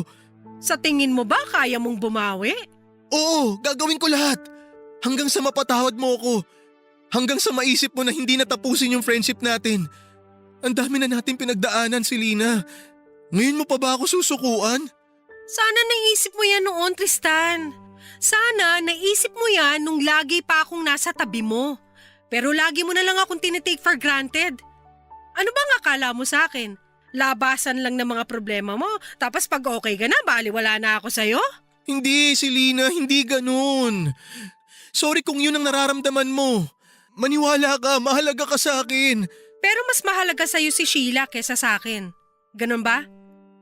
Ayos lang naman sa akin kung mas mahalaga siya. Kaya lang, maging patas ka sana sa mga judgment mo pagdating sa kanya at sa akin. Hindi yung alam mo na nga may mali siya, ito-tolerate mo pa. Tapos ngayon buntis si Sheila at si Daniel ang ama. Anong balak mo? Ipipilit mo pa rin yung sarili mo sa kanya? Magpapakatanga ka pa rin? Hindi, promise. Nagising na ako. Natauhan na ako, kaya please. Huwag mo naman i-give up yung friendship natin. Alam mo, ang saya ko nung naging kaibigan kita eh. Kasi akala ko iba ka sa kanila. Magkasundo nga tayo sa lahat ng bagay eh. Pero nagbago lahat nung naging girlfriend mo si Sheila. Hindi lang pakikitungo mo sa akin yung nagbago, pati ugali mo. Yung ugali mo na nagustuhan ko. Kontento na ako sa friendship natin pero kahit yun, inalis mo sa akin. Gusto kitang suportahan sa lahat ng oras pero nakakapagod din pala. Nakakapagod pala na walang nakaka-appreciate ng effort ko. Lalo ka na. Humihingi ako ng tawad. Sorry sa lahat, Selena. Sabihin mo sa akin kung anong pwede kong gawin para bumalik tayo sa dati. Gagawin ko lahat. Lahat-lahat. Hindi ko alam, Tristan. Ang nasa isip ko lang ngayon, makapagpahinga na yung puso ko. Kasi ang sakit-sakit mo mahalin. Pakiramdam ko, pati ako nauubos. Selena, please. Tulad nga ng sabi ko, ikaw na lang ang nag-iisang totoong kaibigan na meron ako. Huwag mo naman sanang gawin sa akin to. Ang haba na ng pinagsamahan natin, kaya please patawarin mo na ako. Handa akong bumawi. Kahit sa huling pagkakataon na lang, bubuin ko ulit ang sarili ko. Pero gusto ko sana na nasa tabi kita habang ginagawa ko yun. Magtiwala ka sana sa akin ulit. Selena, hindi ko nasisirain ang tiwala mo. Last chance na, please. Please, Selena. Ba't ba pinipilit mong bumawi sa akin? Disposable lang ako. Pwedeng-pwede ka maghanap ng bagong kaibigan. Babawi talaga ako sa'yo dahil mahal kita. Kaibigan kita eh. Tsaka ayokong humanap ng ibang kaibigan. Wala nang papantay sa'yo. Hindi ako makakahanap ng katulad mo. Pero hindi ko sinasabi yun dahil kailangan kita. Narealize ko talaga kung gaano ka kahalaga sa akin at kung gaano ako katanga na sinayang ko lahat ng effort mo para sa akin. Kaya nga gusto kong bumawi sa'yo ngayon. Hayaan mo naman ako na makabawi sa'yo. Please, huli na to. Pag di pa ako nagbago, sige. Hahayaan ko nang tapusin mo yung pagkakaibigan natin. Bahala ka. Pero hindi kita pinilit. Ikaw mismo ang nakiusap sa akin na bumawi. Oo, Selena, hindi mo ko kailangan pilitin. Talagang babawi ako sa'yo. Salamat. Salamat talaga. Promise, hindi ko sasayangin tong chance na binigay mo sa akin. Gawin mo. Hindi yung puro kasalita at puro pangako. Papadudot, gusto ko na lamang sanang tapusin na ang pagkakaibigan namin ni Tristan pero kagaya nga ng pinangako niya sa akin ay ginawa niyang lahat para makabawi sa akin. Wala siyang ginawa kundi ang suyuin ako at mag-sorry sa akin. Pero naitanong ko sa sarili ko na bakit ngayon lang. Kung kailan handa na akong bitawan siya. At dahil mahal ko pa rin siya at marami na rin kaming pinagsamahan ay binigyan ko siya ng chance para bumawi sa kahuli-hulihang pagkakataon. Pero hindi na ako umasa na mapapalitan ko ang lugar ni Sheila sa puso niya dahil may kasabihan nga na first love never dies. Matagal ko na rin namang tanggap na wala ng pag-asa na lumagpas kami sa pagiging magkaibigan. Sa paglipas nga ng panahon ay unti-unti na kaming bumalik sa dati. Masayahin na ulit si Tristan katulad ng kung paano ko siya nakilala. Lahat ng mga ugali na minahal ko sa kanya ay unti-unti ko nang nakikita ulit sa kanya. Masasabi kong namiss ko ang dating Tristan na minahal ko. Pero hanggang doon na lang yon dahil kontento na ako sa kung ano ang meron kami. Masaya na ako sa pagiging magkaibigan namin lalo pa at alam ko na mas magtatagal kami sa ganitong klase ng relasyon.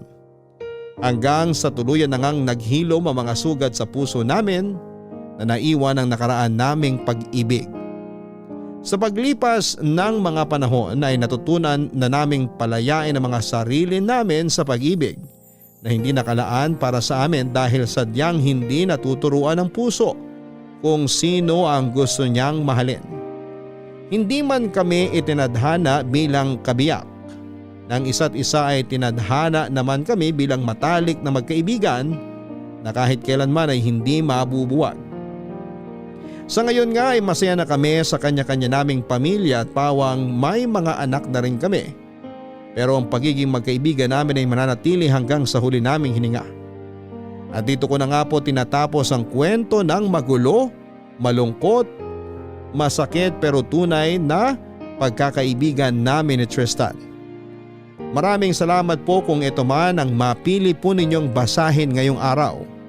More power pa sa inyong programa. Ang inyong loyal kapuso at kabarangay, Selena. Maraming salamat Selena sa pagbabahagi mo ng iyong kwento, mga kabarangay. Napakahalaga nga na meron tayong itinuturing na kaibigan sa ating buhay na maaari nating maging kaagapay at sandalan sa hirap at ginhawa. Kaibigan na handang sumuporta ng walang inihinging kapalit dahil maaari nating sabihin na marami tayong magkaibigan. Pero hindi lahat ay tunay na nagtatagal. Kaya kung may kaibigan ka man na handa kang damayan sa lahat ng oras, ay mahalin mo siya at huwag gamitin para sa sarili mo lamang na kapakanan. Dahil aminin man natin o sa hindi ay napakahirap humanap ng tunay na kaibigan. Hanggang sa muli, ako po ang inyong si Papa Dudut sa mga kwento ng pag-ibig, buhay at pag-asa sa Barangay Love Stories number 1. Mga kwento ng pag-ibig, kwento ng pag-asa at mga kwento ng buhay dito sa Barangay Love Stories. Love Stories. Forever. Nagustuhan ng iyong napakinggan? Ituloy yan via live stream sa www.gmanetwork.com/radio. Kabarangay, i-share mo ang iyong barangay love stories. Sabay-sabay nating pakinggan ang iyong kwento ng pag-ibig, buhay at pag-asa. Ipadala lang sa barangaylovestories@yahoo.com. Barangay LS 97.1 Forever. Mga kwento ng pag-ibig, kwento ng pag-asa at mga kwento ng buhay dito sa Barangay Love Stories. Love Stories.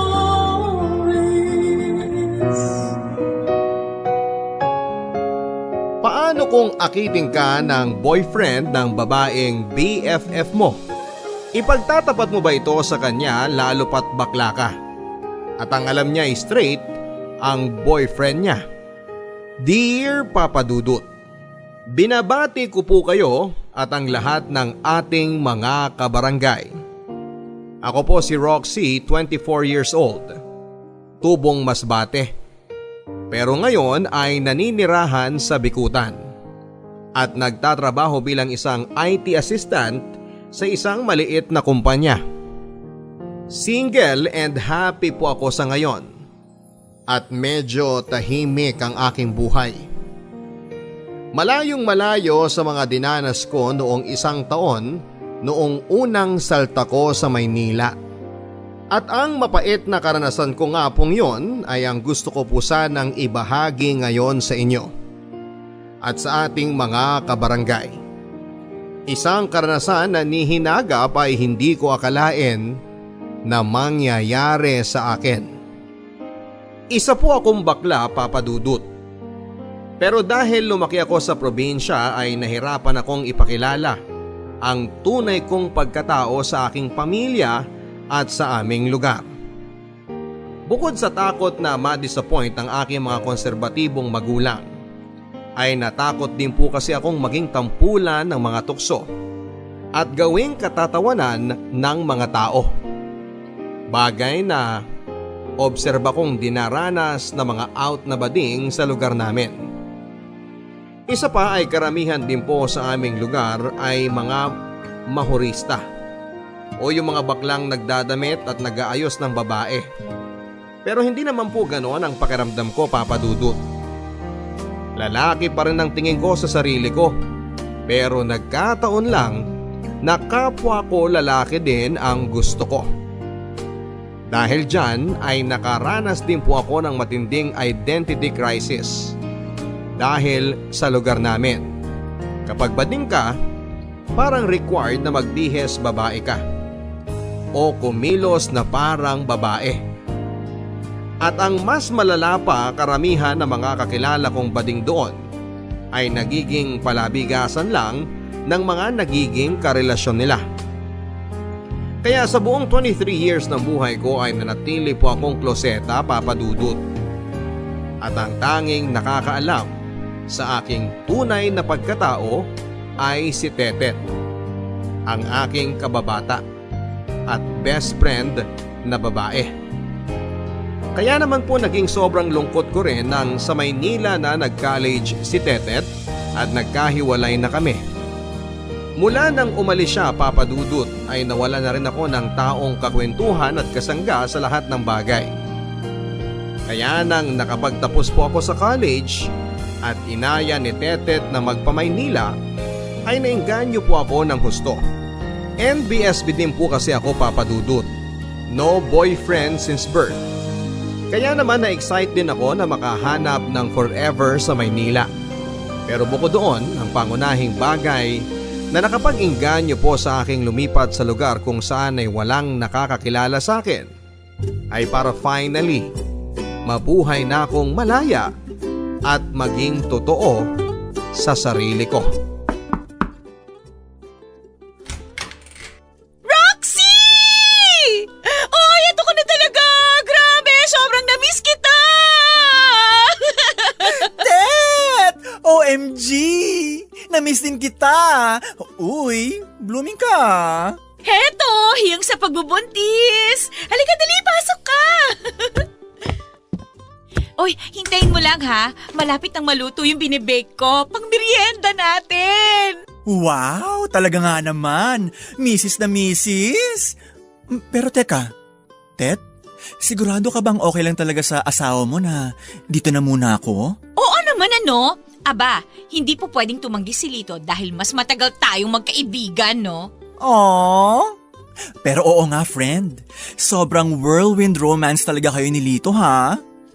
Ganun talaga, na in love eh. Kumusta naman ang parents mo? Okay na ba kayo sa kanila? Well, syempre medyo hindi pa rin. Pero wala rin naman silang magagawa. Nabuntis na ako eh. Tsaka wala rin naman silang marereklamo sa akin.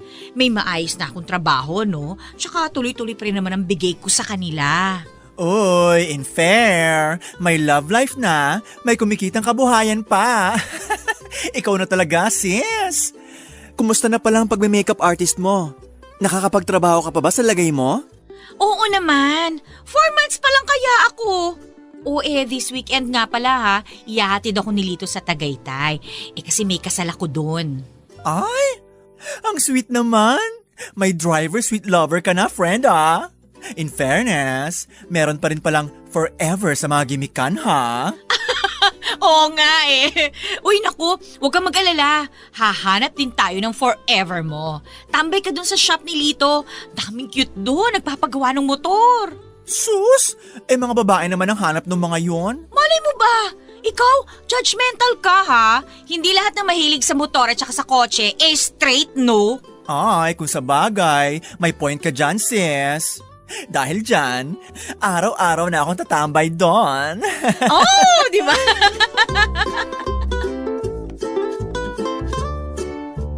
First time ko po ulit makita noon si Tetet ng personal matapos ang 5 taon. Yung ka-live-in naman po niya na si Lito ay nakikita ko na sa mga post at pictures niya. Pero noong ko lang din po na-meet in person. Kaya naman po ay kahit na sobrang close namin ni Tetet, ay ilang na ilang pa rin po ako sa panunuluyan sa kanila dahil estranghero sa akin ang ka-live-in niya. Nang mamit ko po si Lito ay naging welcoming naman po siya. Pero iba na po kaagad ang naging pakiramdam ko. Aaminin ko sa inyo, Papa Dudut, nagwapuhan po ako sa asawa ni Tetet. Hindi po siya ganong kagwapo pero may dating. At mukhang laman ng gym. Pero ang attraction ko naman pong yon ay mabilis din na nawala kaagad. Parang naisip ko lang sa sarili ko ng mga panahon na yon. In fairness, kaya naman po pala na in love kaagad ang best friend ko ay dahil may dating naman si Koya. Pero at the same time, may iba rin po akong naging pakiramdam sa kanya. Parang iba ang tingin niya sa akin. Pero agad ko rin po itong binaliwala at pinapaalalahanan ng sarili ko na huwag maging feeling. Pansamantala po ako natulog doon sa bakanting kwarto nang inuupahan nilang apartment na katabi rin ang kanilang kwarto. Medyo maliit lang po ang kwarto na dating tambakan lang nila ng mga gamit. Pero inire-reserba para sa magiging anak nila. At dahil medyo manipis po ang kanilang dingding, ay unang gabi ko pa lang ng pagtulog sa bahay nila ay nakarinig na kagad ako ng lampungan nila sa 10 oras ng gabi. Bagay na sobrang awkward, Papa Dudut. Pero kinasanayan ko na rin ang tumagal. Pero ilang araw matapos po akong manuluyan kina Tetet ay nagkaroon po ako ng isang awkward na encounter kay Lito.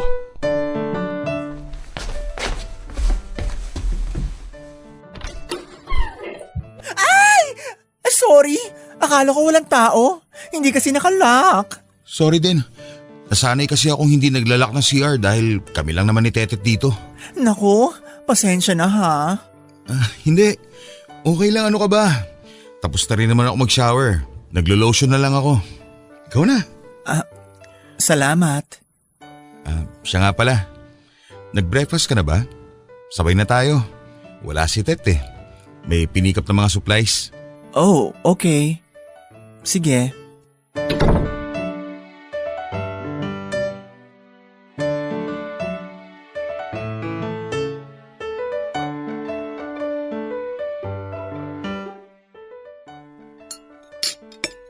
Kamusta pala ang pag-a-apply ng trabaho?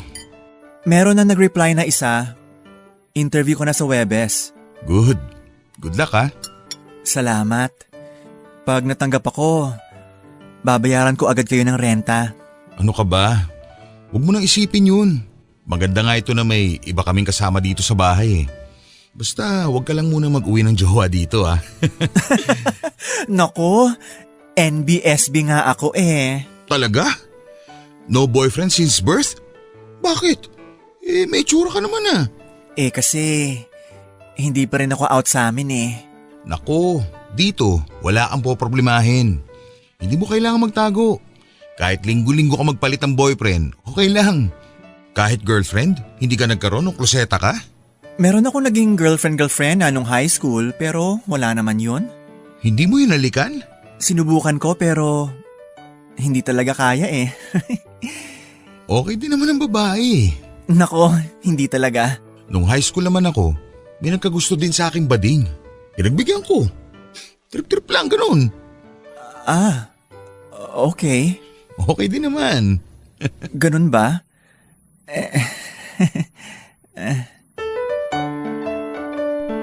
Hindi ko po alam kung ano ang mararamdaman ko ng mga oras na yon, Papa Dudut. Hindi ko alam kung nag-out ba sa akin si Lito, nagpaparamdam o pareho. At nasundan pa po ng mga ganong klaseng tagpo at usapan sa pagitan namin ni Lito kapag kami lang ang nag-uusap. at wala si Tetet.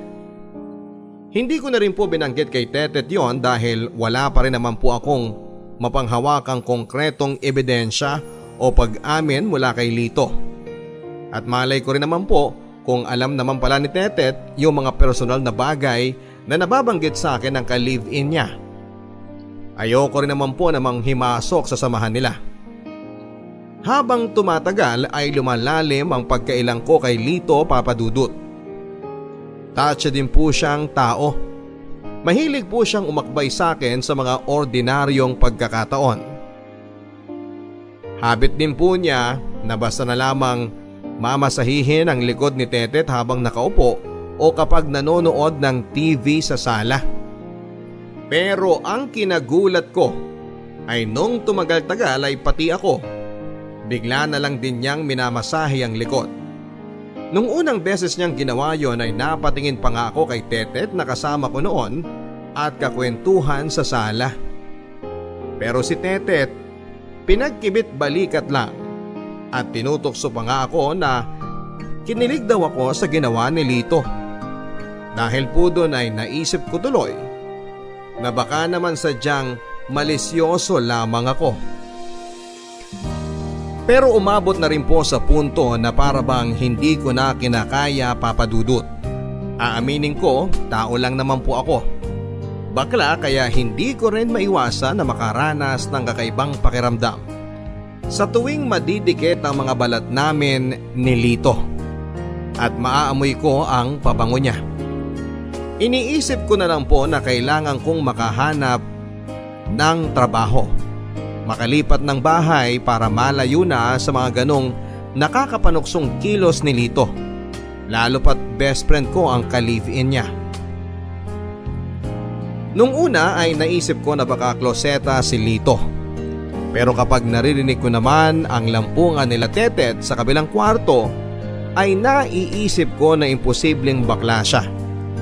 Doon ko po naisip na baka bisexual si Lito. At pareho talagang siyang nagkakagusto sa babae at sa lalaki. Siya na rin naman po ang voluntaryong nagsabi sa akin na kahit na hindi ko naman tinatanong na nagkaroon na siya ng homosexual fling dati. Nang tumagal ay nag-aalala na rin po ako para sa best friend ko. Kaya hindi ko na rin po napigilan ang sarili ko. Nag-fish na ako ng impormasyon kay Tete kung alam ba niya ang hinala ko na tunay na pagkatao ng magiging tatay ng anak niya. Uy, friend. Kumusta naman pala sa side ni Lito? Okay naman ba ang mga in-laws mo? Patay na yung tatay ni Lito. Mama na lang yung buhay. Okay naman. Taga saan nga ba ulit si Lito? Laguna ba? Batangas. At least malapit lang pala. Nakakabisita kayo doon pag kailangan. Actually, hindi pa nga ako nakakapunta dun eh. Ha? Hindi ka pa nakakapunta sa kanila? Hindi pa. Kasi 'di ba dito na rin nag-college si Lito sa Maynila. Kaya madalang na rin siyang nakakauwi doon. Ganon? May balak na ba kayong magpakasal? Siguro pagkapanganak ko na lang. West muna tapos tsaka na yung church wedding. Kapag talagang medyo malaki na yung ipon, parang grande. So ibig sabihin di ka pa sure kung hindi pa siya kasal sa iba? Gagi! Oy sis, joke lang ha. Ay naku, lapiting-lapitin talaga yung si Lito. Lapitin ng mga babae at saka lapitin din ng mga Becky. Talaga? Sigurado ka bang straight yan? Uy, joke lang ulit sis ha. Nako ha, playboy nga yan eh. Nung isang buwan nga lang meron akong natalakan dun sa shop niya. May babae kasing aali-aligid, saktong nandun ako. Tapos itong Lito, nakikipagharutan din. Di nakatikim siya sa akin. Naku, ano ka ba naman sis? Buntis ka na? Nangwawarla ka pa rin? Isihan mo lang. At si baby delikado. Lakas ang kapit nito no? Mana kaya sa akin tong Junakis ko. At dapat talaga, unang hinala pa lang, agapan mo na habang maaga pa. Sa maliliit na bagay, nagsisimula ang kaliwaan. At mabuti na rin at nakita ni Lito yung pagkadragon ko. Di nasampulan siya. Oy, warning na yun sa kanya. Kaya dapat ako lang ang titingnan niya ng malagkit. Ay, ka-afraid ka naman pala. Oy, dapat lang! Alam mo naman ang mundo natin ngayon, puro tukso, di ba? Kaya ang Lito na yan, bantay sarado talaga sa akin yan. Prevention is better than cure.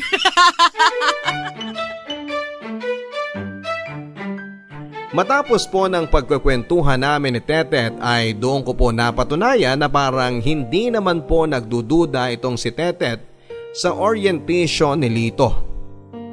Gusto ko pa nga sanang mag-joke na binabanggit sa akin ni Lito na may nakafling itong bading noong high school. Pero hindi ko na po tinuloy sa takot kong mag-away kami ni Tetet. Inisip ko na lang po na matagal na naman po yon. At kung wala namang epekto sa kasalukuyang pagsasama nila Lito ay bakit ko pa naman babanggitin yon. Isang gabi po nang bumuhos ang malakas na ulan ay na-stranded si Tetet sa may Cubao dahil wala nang madaanan ang mga sasakyan.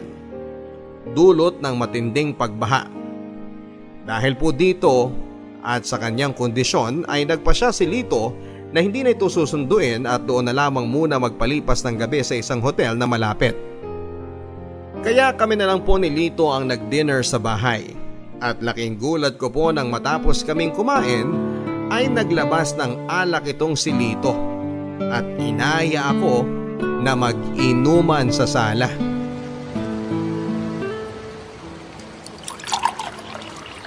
Naku, ang dami. Tama na. Isang baso lang yan eh. Mahina ako sa alak. Eh ano naman? Eh hindi ka naman nasa labas. Nasa loob naman tayo ng bahay. Hindi ka naman babiyahe. Pag nasusuka ka na, andyan lang yung banyo.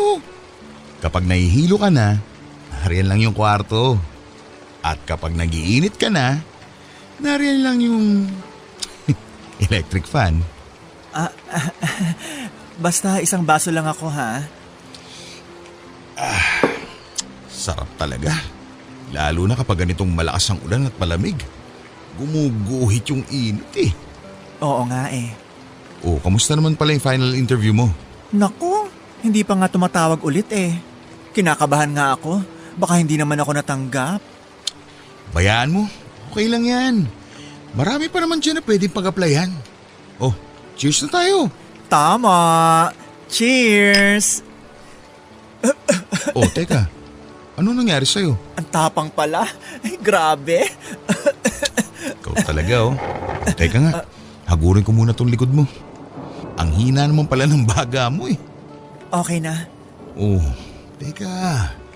Mamasahihin kita para ma-relax ka. Ay, naku, wait na. Okay lang. Relax naman ako eh. Hindi kaya. Sabi ng utak mo, oo.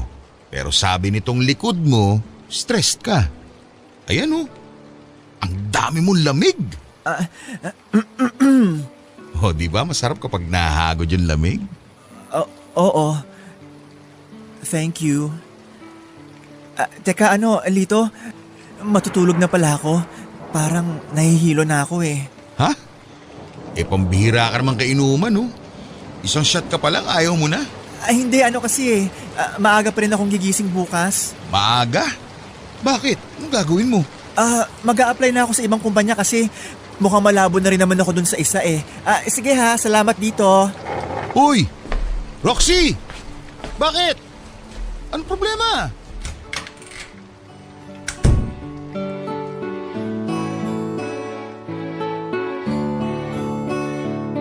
Nilako po kaagad ang kwarto pagkapasok ko sa loob, Papa Dudut. Kabang-kaba po ako na baka mauwi sa ibang bagay ang inuman namin ni Lito. Aaminin ko po na nakaramdam din po kasi ako ng parang kinokuryente ang katawan ko sa bawat hagod ni Lito sa balikat ko. Kaya ako na po mismo ang umiwas sa tukso. At mabuti na nga lang po at napanlabanan ko rin. Malaking tulong din po siguro ang pagiging kloseta ko dati. Kaya hindi na bago sa akin ang self-control. Bukod pa dyan ay magiging asawa na po kasi si Lito ng best friend ko. Kaya doon pa lang ay naging madali na rin sa akin ang tumanggi sa pagkakataon. Pero matapos po ng reaksyon kong yon at noong pinoproseso ko na ang nangyari sa amin bago matulog, ay nahiya po ako sa naging reaksyon ko, Papa Dudut. At sa tingin ko ay bunga naman po yon ng pagiging no boyfriend since birth ko. Naisip ko po na naging masyadong feeling at assuming lang po ako sa pag-iwas ko kay Lito sa pag-aakalang may gusto ito sa akin. Ano naman nga ba ang pruweba ko na may balak siyang iba ng gabing yon? Nakipag-inuman lang naman siya sa akin at minasahe ang likod ko. Pakiramdam ko po tuloy ay parang naging napakamalisyoso ko at nakaramdam po ako na matinding hiya kay Lito kinabukasan. Pero ilang araw matapos po ng insidenteng nangyari sa amin ni Lito ay kinutuban ako na tama nga ang hinala ko na may balak sa akin si Lito ng gabing yon. Nagbago po kasi ang pakikitungo niya sa akin. Naging cold at hindi ako pinapansin. Maski nga po si Tetet ay medyo napansin na rin. At humirit pa nga nung minsan kami ay magkakasamang kumakain.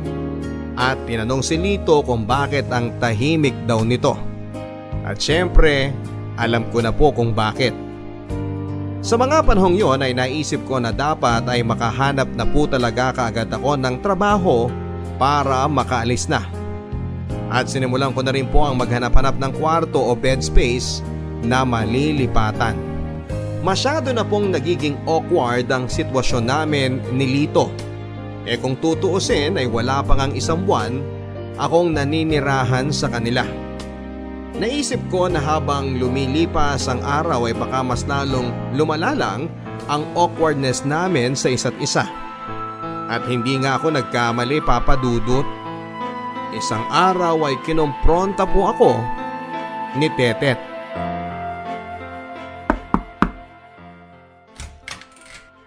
Roxy, pwede ba kitang makausap? Ha? Oo naman, bakit? Nung bagyo, nung hindi ako dito natulog, nag-inuman daw kayo ni Lito Oo, inaya niya ako. Pero isang baso lang ininom ko tapos natulog na ako. Bakit? Ang sabi ni Lito, ikaw daw ang nagaya sa kanya. Ano? Bakit ko naman gagawin yon? Alam mo namang hindi ako umiinom. At pagkatapos, nagpamasahe ka pa daw sa kanya. Nagsisinungaling yung ka-live-in mo. May gusto ka ba kay Lito? Ha? Wala no? Tet, ano ba namang klaseng tanong yan? Mag-best friend tayo. Yun na nga mag-best friend tayo. Roxy, alam kong matagal ka ng kloseta at marami kang inipon na katig dyan sa katawan mo. Pero please lang naman, wag naman si Lito. Dahil unang-una, magiging ama siya nitong anak namin. Pangalawa, hindi ka niya papatulan dahil hindi bakla ang future husband ko. Tet, makinig ka sa akin. Sinungaling si Lito. Siya ang nagiyang uminom. Ako minasahan niya sa likod at nang umiwas ako, siya pa nagpilit na ituloy namin ang inuman namin. So ano? Si Lito pa ang may gusto sa'yo, ganon? Tet, unang dating ko pa lang dito, alam mo kung anong sinabi niyang magiging asawa mo? Na meron daw siyang pinatulang bakla nung high school siya. Bakit niya sasabihin sa akin yon? Sige nga. Bakit naman ako maniniwala sa'yo? Tet, dahil ako ang best friend mo. Isang dekada na tayo magkaibigan. Yang lalaki na yan, wala pang isang taon mong kilala. Pero bakla ka At gwapo yung asawa ko.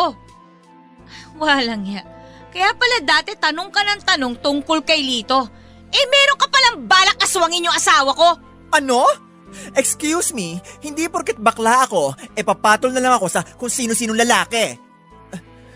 Tet, please. Seryoso ka ba? Sa tingin mo magagawa ko yan sa'yo? Sa tingin mo ganyang klaseng tao ako? Ahas? Sa tingin mo nagsisinungaling ako? Tet, I'm your best friend. Sobrang dami na nating pinagdaanan. Itatapon mo na lang lahat ng yun para sa isang lalaki?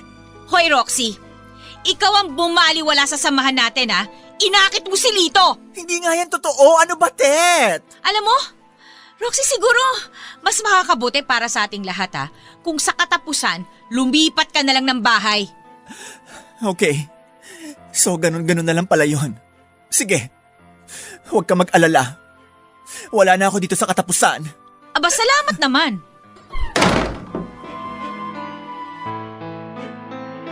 Sa totoo lang po Papa Dudut ay gusto ko na ngang umalis nung mismong pagkakataon na yon na sinugod ako ni Tetet.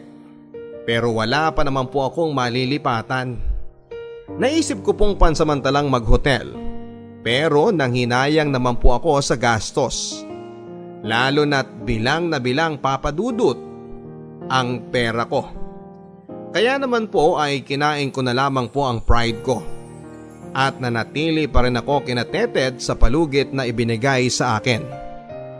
Iniiwasan ko na lang po sila at sa karinderya na lang po ako kumakain para hindi ko na rin po iasang pagkain ko sa kanila. Pero naging palaisipan din po sa akin ang inasta sa akin ni Tetet nung sinugod niya ako Papa Dudut. Pwede naman po niya akong palayasin nung araw na yon mismo. Pero hindi niya ginawa. At doon ko po na sense na deep inside ay alam na po siguro ni Tetet ang tungkol sa sexualidad ng asawa niya. Kaya naramdaman ko rin po na kahit masasakit ang sinabi sa akin ni Tetet, ay deep inside ay hindi niya yon lubusan sinasadyang magbitaw ng mga ganong salita. Marahil ay gusto niya lang akong masaktan para maprotektahan ang ego niya.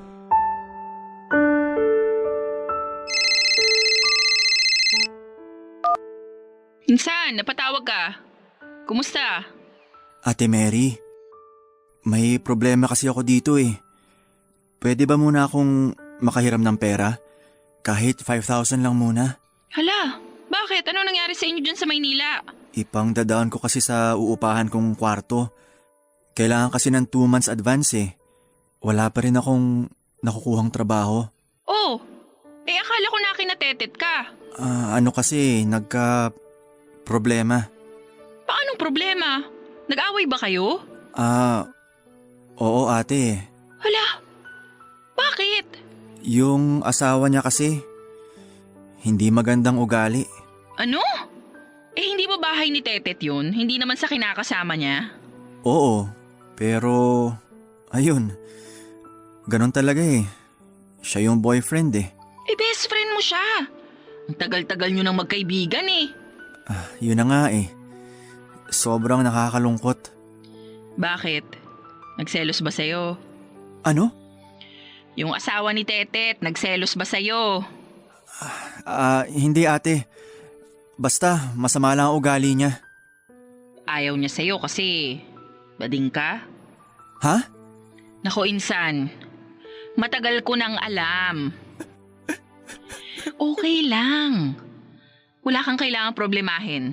Sa ating dalawa lang to. Ate, paano mo nalaman? Insan, lahat naman kami medyo nakakaramdam na. Pero kung hindi mo pa maamin sa magulang mo, okay lang yon. Sa atin na lang. Ate, yung kinakasama ni Tetet, si Lito, binalitan niya kasi ako eh. Pinalabas niya kay Tetet na inaakit ko siya. Kaya nagalit sa akin si Tetet. Ano? Oo ate. Sinubukan niya may mangyari sa amin nung wala si Tetet sa bahay. Tumanggi ako. Tapos binaligtad niya ako. Naku, talagang dapat umalis ka na riyan. Delikado ka kung ganyan ang ugali ng lalaki. Baka kung ano pang mangyari sa'yo. O sige, pupunta ako mamaya sa bangko, papadalang kita ng pera dyan. Salamat ate. Basta mag-iingat ka ha. Umalis ka na sa bahay na yan. Hindi ko po akalain na sa ganong pagkakataon at paraan pa po ako makakapag-out sa kamag-anak ko Papa Dudut. At nagulat din po ako ng husto nang sabihin sa akin ng pinsang ko na matagal na niyang alam na bading ako. At hindi lang siya kundi pati na ang mga magulang ko at iba pang mga kamag-anak. May bahagi po sa akin ang nahiya na all this time ay gano'n na ang paningin sa akin ng mga kamag-anak ko. At hindi ko maiwasang maisip tuloy kung ilang beses nila kaya akong pinagkwentuhan o pinag-usapan sa mga reunion at sa mga event na hindi ako nakasama. Pero may bahagi din po sa akin ang nakahinga dahil sa wakas. May isa na akong kamag-anak na may alam ng tungkol sa aking orientation. At ang pinakamahalaga Papa Dudut ay tanggap ako ng pinsan ko. At nananalangin na lang ako na sana'y maging ganon din ang pagtanggap sa akin ng mga magulang ko kapag handa na akong kausapin sila tungkol sa bagay na yon. Matapos din po ng pag-uusap namin ni Ate Mary ay lumakas po ang loob ko. For the longest time, si Tetet lang po ang naaasahan at nasasandalan ko ng buong buo. At nung pinili niya ang sinungaling niyang kinakasamang si Lito kesa sa akin, pakiramdam ko po ay gumuho ang mundo ko. Pakiramdam ko po ay nawala ang aking nag-iisang kakampi. Pero nang makapag-out na po ako kay Ate Mary at natanggap niya ako, ay nanumbalik ang lakas ng loob ko at kumpiyansa sa sarili ko. Mula nang mag-away po kami ni Tetet ay hindi na rin po kami nag-usap pa, Papa Dudut. Kapag nagkakasalubong kami sa bahay ay hindi na lang kami nag-eye contact. Pero napansin ko rin po na maski si Tetet at si Lito ay parang nagkaroon na rin po ng hindi pagkakaunawaan. Hindi na rin sila gaanong nag-uusap. At wala na rin ang tunog ng mga lampungan nila sa gabi na malimit kong marinig dati. At sa katunayan nga po, minsan ay naririnig ko silang nagtatalo dahil nadadalas na rin po ang uwi ni Lito ng madaling araw. Sa awa ng Diyos ay bukod sa nakahanap na po ako ng malilipatang bahay bago dumating ang palugit na ibinigay sa akin ni Tetet, ay natanggap na rin po ako sa trabaho. At agad-agad po ay nang matanggap ako sa trabaho ay kinausap ko na si Tetet. Binigyan ng 2,000 at sinabi na hindi ko na hihintayin ang katapusan at aalis na ako kinabukasan. Tinanggap naman po ni Tetet ang perang ibinigay ko pero hindi niya ako kinausap. At doon ko po na-realize na mukhang talagang wala ng pag-asang magkaayos pa kami ng best friend ko, Papa Dudut. Pero may mas mahalaga pa palang mangyayari doon. Kinabukasan bago ako umalis ay hindi ko na po naabutan si Tetet sa bahay. Meron yatang kasal at naroon na lang po ay si Lito. At habang nag-iempake ako ay kinausap niya ako.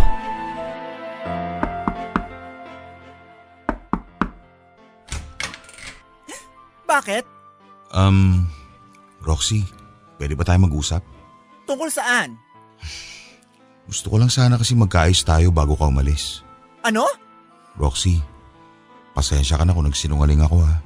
Pasensya? Lito, tapos na. At kung talagang gusto mo magkaayos tayo, baka dapat kay Tetet mo sinasabi yan. Baka dapat sa kanya mo inaamin na nagsinungaling ka sa kanya at dahil doon, nasira ang tiwala niya sa akin. Yun na nga eh. Kaya nga gusto ko humingi ng tawad. Kinabahan lang ako sa naging reaksyon mo nung gabing yun. Hindi ko alam kung bakit bigla ka natakot at bakit bigla kang umiwas. Lito, pwede ba?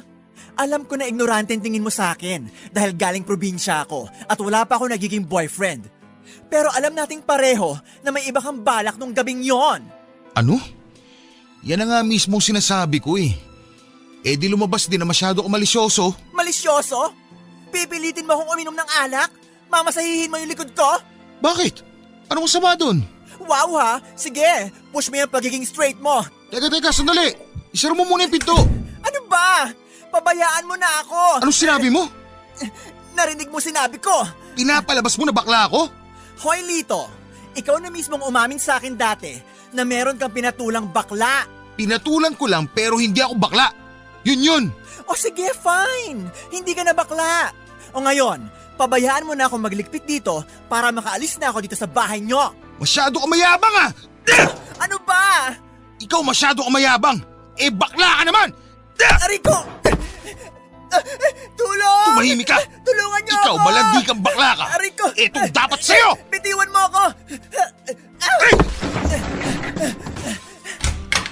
Hayop kang bakla ka!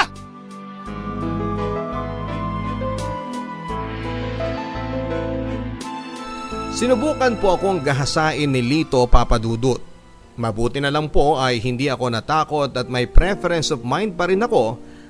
Kaya naman tinadyakan ko siya ng lahat ng aking lakas sa kanyang maselang bahagi. Kumaripas po ako ng takbo at ang tanging gamit na nadala ko lang ay ang wallet ko na nasa bulsa. Tatawagan ko sana ang aking pinsan pero naiwan ko rin po ang cellphone ko sa kwarto. Dumiretso po ako sa convenience store at doon ay namalagi ng ilang oras para mag-isip-isip ng dapat kong gawin. Hindi ko rin memorize ang number ng pinsan ko kaya wala po talaga akong masabihan at mahinga ng tulong. Hanggang sa naisipan ko po na pumunta sa barangay. Pagdating po ng barangay ay bumuhos na po ang luha ko at mga ilang minuto rin nila akong hindi makausap ng matino. Nang mahimasmasan po ako ay tinulungan nila ako na mag-file ng blatter laban kay Lito. Alinsunod sa payo nila ay magpamediko legal din po ako. Nang hinayang man ako ay hindi ko na binalikan pa ang mga gamit ko kina Tetet. Dumiretso na po ako sa lilipatang kong bahay at nakigamit ng computer at kinontak ko na lang ang pinsan ko gamit ang social media. Lumipas po ang ilang araw at medyo nakarecover na rin po ako sa trauma. Pero laking gulat ko po ng unang araw ko sa kumpanya ay may biglang sumugod sa akin sa labas ng building. Si Tetet na buong araw pala akong inabangan.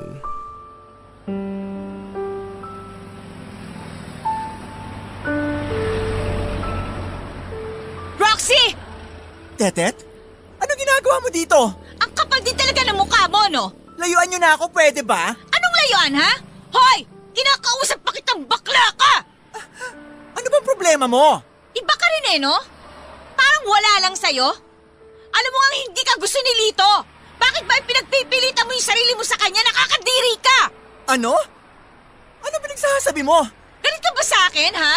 Naiingit ka ba sa akin? Ganun ka ba talaga ka-obsess sa boyfriend ko na kahit nabuntis na ako, talagang gagawin mo pa rin ang lahat para lang maahas mo siya sa akin? Huwag ka mag-iskandalo dito. Bakit? Nahihiya ka ba na malaman ng mga tao na pinagtatangkaan mong gahasain na magiging asawa ko? Ano? Ang kakapal talaga ng mukha niyo Yung asawa mo ang nagtangka sa akin. Ha? Excuse me! Tingnan mo nga yung sarili mo. Sa tingin mo papatulan ka ng asawa ko? Gagawin mo pang bakla yung boyfriend ko? Hoy, Tet! Mag-isip ka nga! Kung ako nagtangka dyan kay Lito, iiwan ko ba mga gamit ko? Sa laki ng katawan niyang si Lito, sa tingin mo, kaya ko siyang gahasain? Alam mo, in denial ka lang kasi. Ha? Sigurado naman ako na nasa sense mo na yung asawa mo nagkakagusto rin sa lalaki. Walang niya ka talagang bakla ka! Akala mo kung sino ka! Sige, ipakita mo sa lahat ng tao na sinasaktan mo ko para may pablatter din kita. Ano sabi mo? Pinablatter ko na yung asawa mo. Nagpa-medical legal na rin ako. Kompleto, Mars! At sa ginawa mo ngayon, hindi na ako magdadalawang iisip na ituloy ko na sa huwes ang pagtatangka ni Lito na gahasain ako. Walang niya ka talaga! Hayop ka! Sinira mo yung relasyon namin! Tet, please. Maawa ka sa sarili mo. Hiwalayin mo na yung si Lito habang maaga pa. Maawa ka dyan sa anak mo. Wala kang pakialam! Hayop ka! Roxy, hayop ka! Sinira mo kami ni Lito! Tet. Bitiwan mo ako!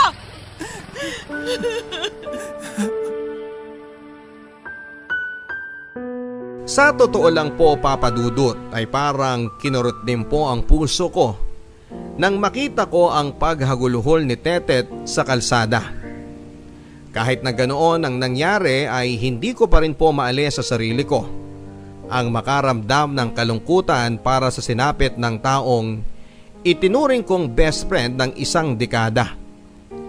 Pero kahit pa man gusto ko siyang aluin at makipag-ayos sa kanya, kahit na papaano, alam ko rin po na hindi na rin naman magiging patas yon sa akin. Lalo pa talagang na-trauma ako sa ginawa sa akin ng mapapangasawa niya. Hindi ko na rin po tinuloy ang kaso laban kay Lito. Kahit na galit pa ako kay Lito. Pinangibabawan po ako ng awa para kay Tetet at sa ipinagbubuntis niya. Yun na rin po ang naging huling pag-uusap namin ni Tetet. At ang huling nasagap na balita ko po sa kanya, nung huling umuwi ako sa Masbate ay nanganak na siya at nakipaghiwalay na rin po pala kay Lito. Sa ngayon po ay tahimik na ang buhay ko, Papa Dudut. Pero nang dahil sa mga nangyari, pati na ang pag-i-stalk sa akin ni Tetet sa pinagtatrabahuhan ko ay hanggang ngayon may mga pagkakataon pa rin napaparanoid ako. Lalo na at gumagabi na at nasa kalsada pa ako.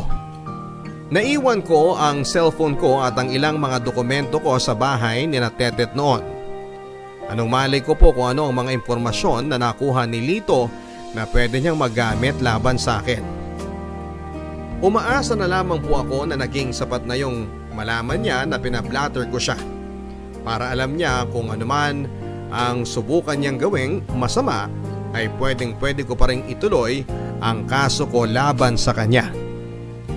Maraming salamat po sa pakikinig, Papa Dudut, at sa ating mga kabarangay. Ang inyong forever kapuso, Roxy.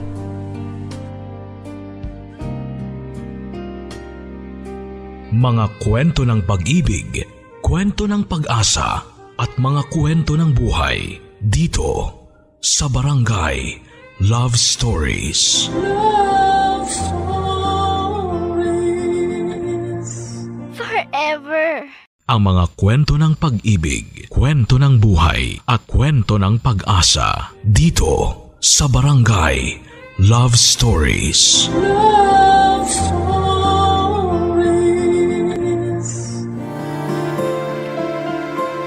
Ang anumang kapintasan ay hindi hadlang para mahanap mo ang taong tunay na nagmamahal sa iyo.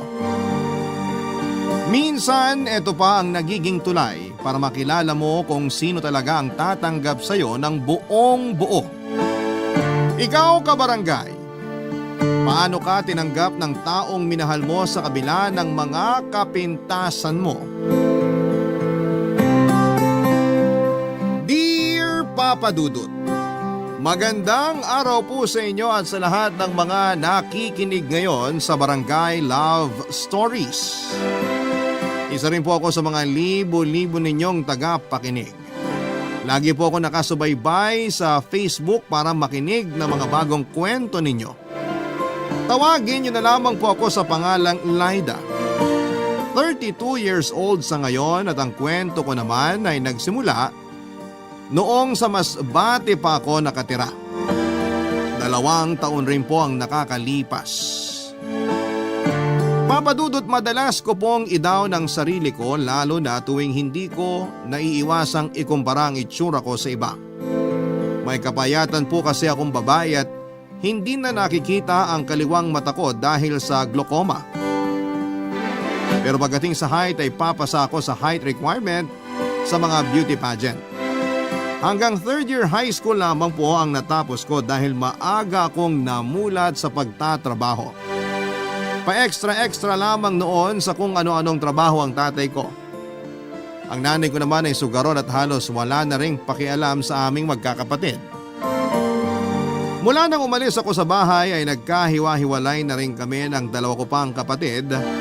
Yung huling balita ko ay naghanap na rin sila ng trabaho dahil hindi na sila kayang buhayin ng mga magulang namin.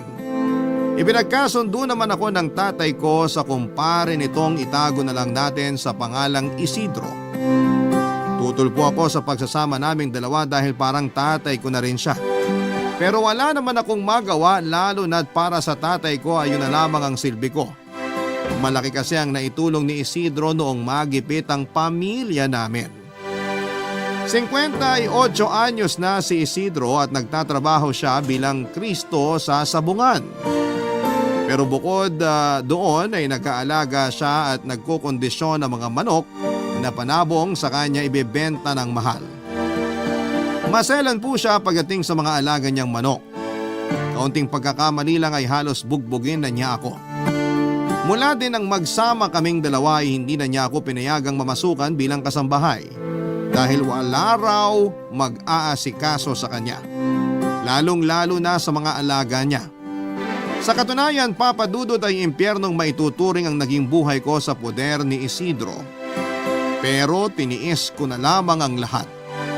Iniisip ko kasi na wala rin namang ibang magkakagusto sa kagaya kong hindi na nga kagandahan ay bulag pa ang kaliwang mata, Papa Dudut.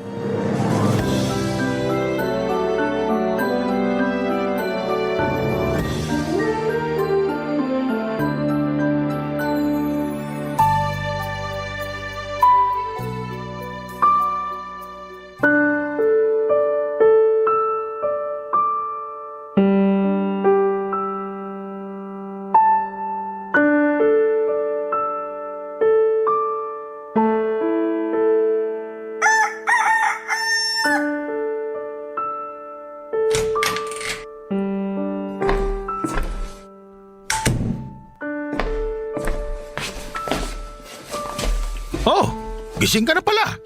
Buti naman at maaga mong pinutol yung pagiging prinsesa mo sa panaginip. Kala ko gigising na naman ako na wala pang pagkain eh.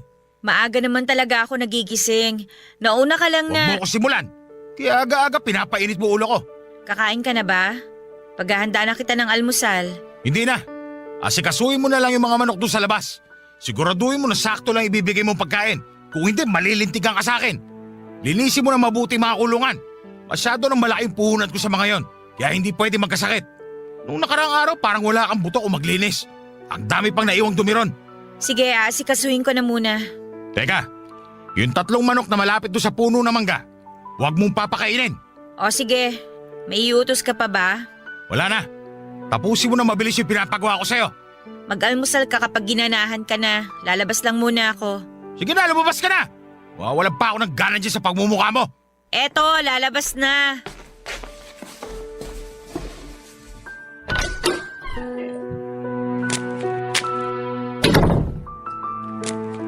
Makapagsalita para namang napakagwapo niya. Konti na nga lang magiging kamukha na niya yung mga manok niya rito eh. Uy, Laida! Rene, ikaw pala. Napadaan ka. Sus, tinatanong pa ba yan? Inagahan ko nga pagdaan ko rito para umaliwalas naman yung araw mo. Ang aga mo nga eh. Humihilik pa sa higaan yung mga sisingilin mo ah. Baka mamaya masigawan ka pa pag bigla ka na lang nangatok.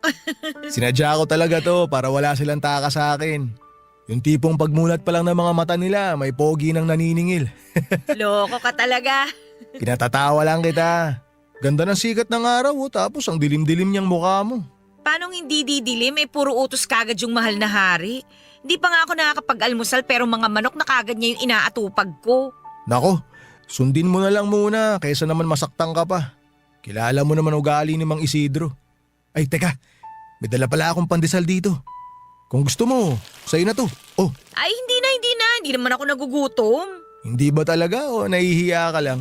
Akala ko ba maniningil ka? Simulan mo na. Baka mamaya matakasan ka pa nung iba dyan. Sige na nga. O siya, alis muna ako. Bubulabugin ko muna yung mga may utang sa akin. Ingat ka. Sige. Ay, buti pa si Rene. Malaya niyang nagagawa yung gusto niya. Sana ako rin. Hoy, Laida! Ano pa tinutunga-tunga mo dyan? Yung mga manok hindi pa kumakain. Pakakainin ko na. May kinuha lang ako. May kinuha? O nakikipaglandian ka na naman doon kay Rene? Gagawin mo pa akong bingi. Kanina ko pa naririnig yung mga boses nyo. Ano ka ba naman, Isidro? Napadaan lang yung tao, tsaka kukunin ko lang naman yung walis. Hoy, nasan yung walis? Nabulag na rin ba pati yung kabilang mata mo kaya di mo makita? Saka anin mo yun eh, hindi ko naman sinabing mag-walis ka. Ang sabi ko kanina, pakainin mo yung mga manok. Boba ka talaga. Eto na nga oh, pakakainin ko na nga. Ayusin mo yung pagsagot mo. Baka gusto mong biglang makakita yung kaliwang mata mo pag inumpog kita. Ay, pasensya na. Yan! Ganyan dapat. O yung bilin ko, huwag na huwag ka magwawalis. Magsasabong ako ngayon. Sa mukha mo pa nga lang, minalas na ako eh. Baka pati mga manok ko madamay pa. Papa Dudut, ganon ang madalas na nangyayari sa bahay tuwing umaga. Minsan kasi inaabot na ng umaga si Isidro sa bahay ng babae niya. Pero kahit puyat ay maaga pa rin siyang nagigising at lagi ring mainit ang ulo pagdating sa akin. Kahit siya ang may mali sa aming dalawa ay hindi na lamang ako noon lumalaban pa. Dinadaan ko na lamang sa paghingi ng pasensya para hindi ako masaktan. Mula kasi na magsama kami parang hindi buo ang araw niya kapag hindi niya ako napagbubuntungan ng init ng ulo at napagbubuhatan ng kamay. Lalo na kung ang nagawa kong pagkakamali ay may kinalaman sa mga alaga niyang manok. May pamahiin kasi siya na bawal magwalis kapag magsasabong siya. Malas daw kasi yon, kaya kahit na hindi ako naniniwala doon, ay sumusunod na lamang ako kesa maggalit pa siya sa akin. Buti pa nga yung mga manok niya dahil alagang-alaga niyang mga yon. Hindi nalilipasan ng gutom at kumpleto pa sa mga vitamins. Samantalang ako kung hindi para racket ay hindi magkakaroon ng sariling pera na pambili ko ng mga personal na gamit at gamot tuwing nagkakasakit ako. Naisip ko nga na kung si Rene siguro ang nakatuluyan ko ay hindi magiging ganon kamiserable ang buhay ko, Papa Dudut. High school sweetheart ko kasi si Rene, hindi rin nawala yung pagmamahal ko sa kanya. Kaya kahit nagsasama na kami ni Isidro ay sinasamantala ko yung konting oras na nagkakausap kami. Naghiwalay kami noon dahil sa tatay ko na tutol sa relasyon naming dalawa. Isa si Rene sa mga nagpapautang sa lugar namin at nagpapahulugan ng mga gamit sa bahay, tapos araw-araw namang nangongolekta ng bayan. Namana niya yung ganong negosyo sa tiyuhin niyang kumupkop sa kanya. Naiwan naman sa Catanduanes sa mga magulang niya at nagpapadala na lamang siya ng pera. Nang makapag-asawa ang tiyuhin niya ay bumukod na sila ng asawa niya ng bahay, kaya mag-isa na lamang si Rene. Ibinigay na rin kasi sa kanya ng tiyuhin niya yung bahay na yon. Dahil gusto ko rin kumita ng sariling pera, ay sinasamantala ko ang pagkakataon para makapagtinda ng atsara na ako mismo ang gumagawa kapag wala si Isidro. Mahilig din kasi akong magtanim-tanim, kaya napapakinabangan ko ang bunga ng mga papaya ko. Madalas ay wala si Isidro lalo na tuwing may sabong. Ginagamit ko naman ang perang naipon ko mula sa mga sukli pag pinapamalengke niya ako. Natuwa naman ako kasi marami na rin akong naging suki sa pagtitinda. Iniisip ko noon na kapag nakaipon ako ng malaking pera ay magagawa ko ring lumayo kay Isidro, Papa Dudut.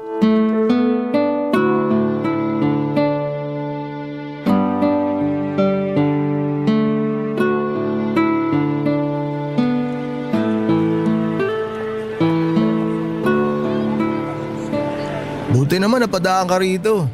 Bibili kasi ulit ako na atsara mo eh. Talaga? Uy, o nga pala, baka gusto mo rin ng chicharon.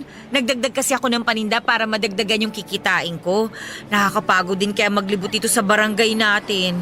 Sige, bigyan mo ako ng 5 chicharon tapos 2 atsara. Teka, hindi ka ba nabibigatan dyan sa mga dala mo?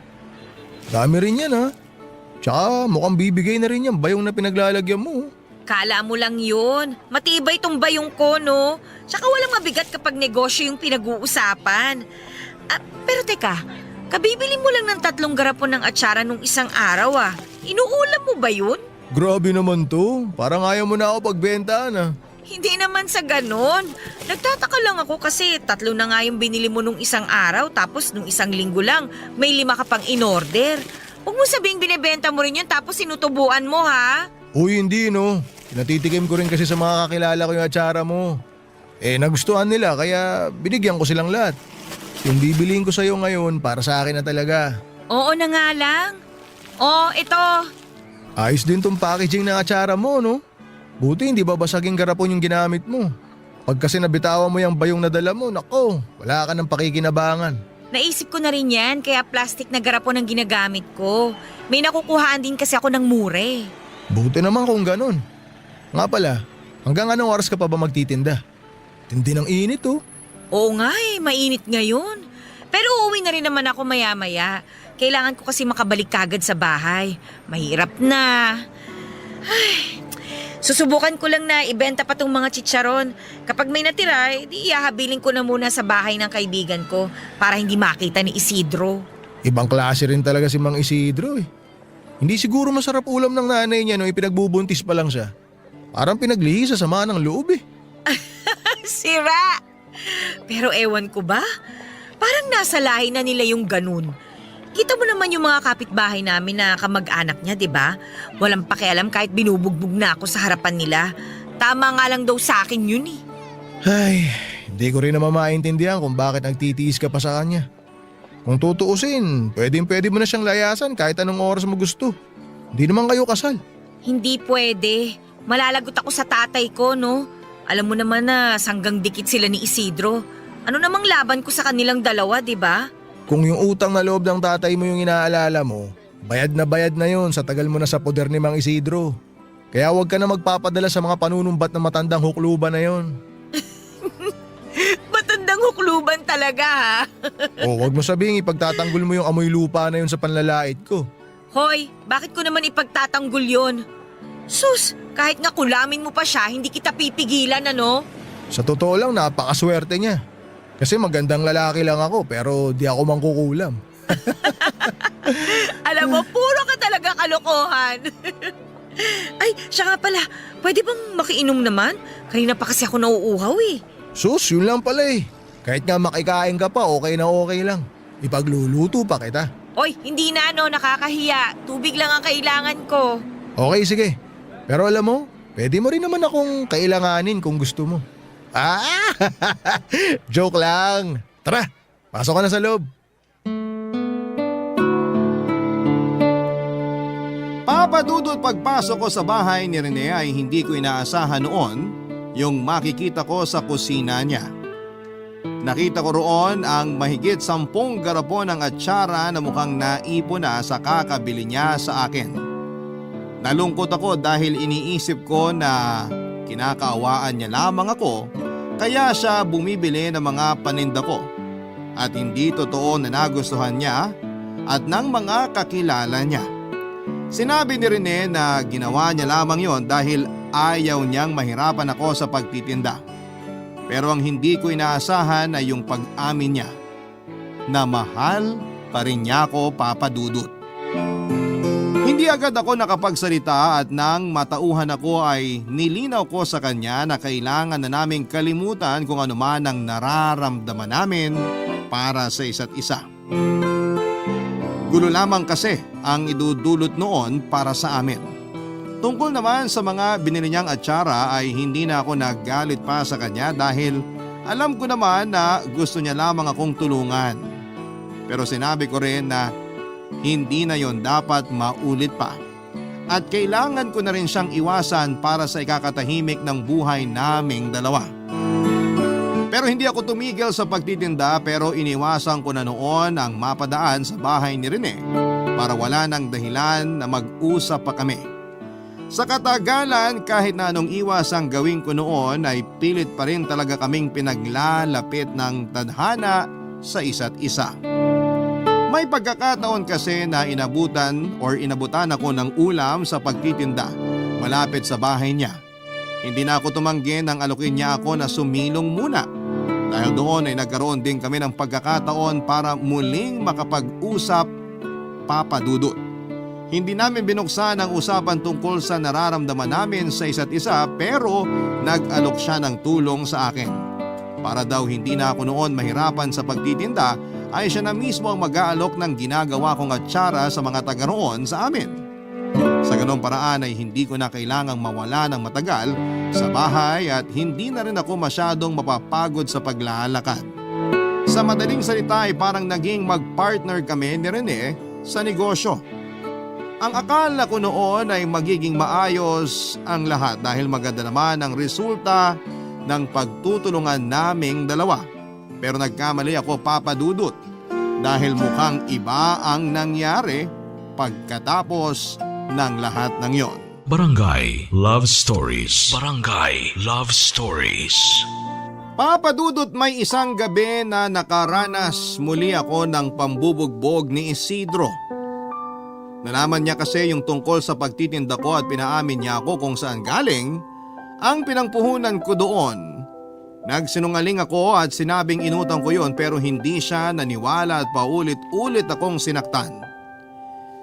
Pero sa pagkakataon na yon ay mas malala pa ang ginawa niya. Nagtamo ako ng mga sugat at halos mawala na rin ang malay nang tumama ang ulo ko sa haligi ng bahay niya. Dahil hindi ko na nakayanan pa ang ginagawa ni Isidro sa akin ay pansamantala akong umalis sa bahay niya at nakituloy sa bahay ng kaibigan ko. Nakarating naman kay Rene ang nangyari kaya pinuntahan niya ako at inalok ng tulong.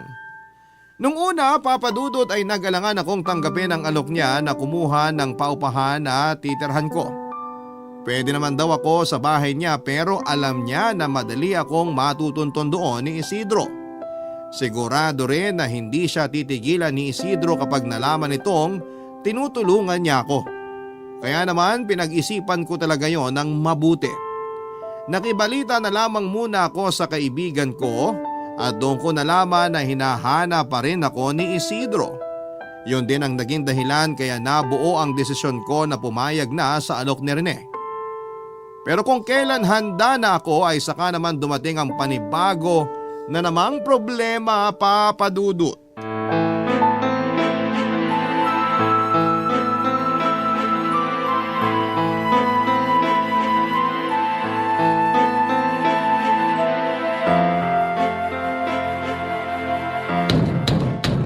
Laida!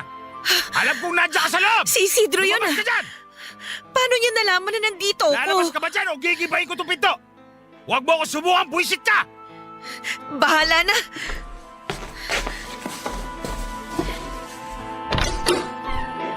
Bakit ang tagal mo akong pagbuksan, ha? Isidro, huwag ka namang mag-iskandalo dito. Nakakahiya sa mga kapitbahay ng kaibigan ko. Wala akong pakialam! Buwisit kang babae ka! Dito ka pa talaga nagtago, ha? Bumalik ka na sa bahay! Hindi! Ayoko na!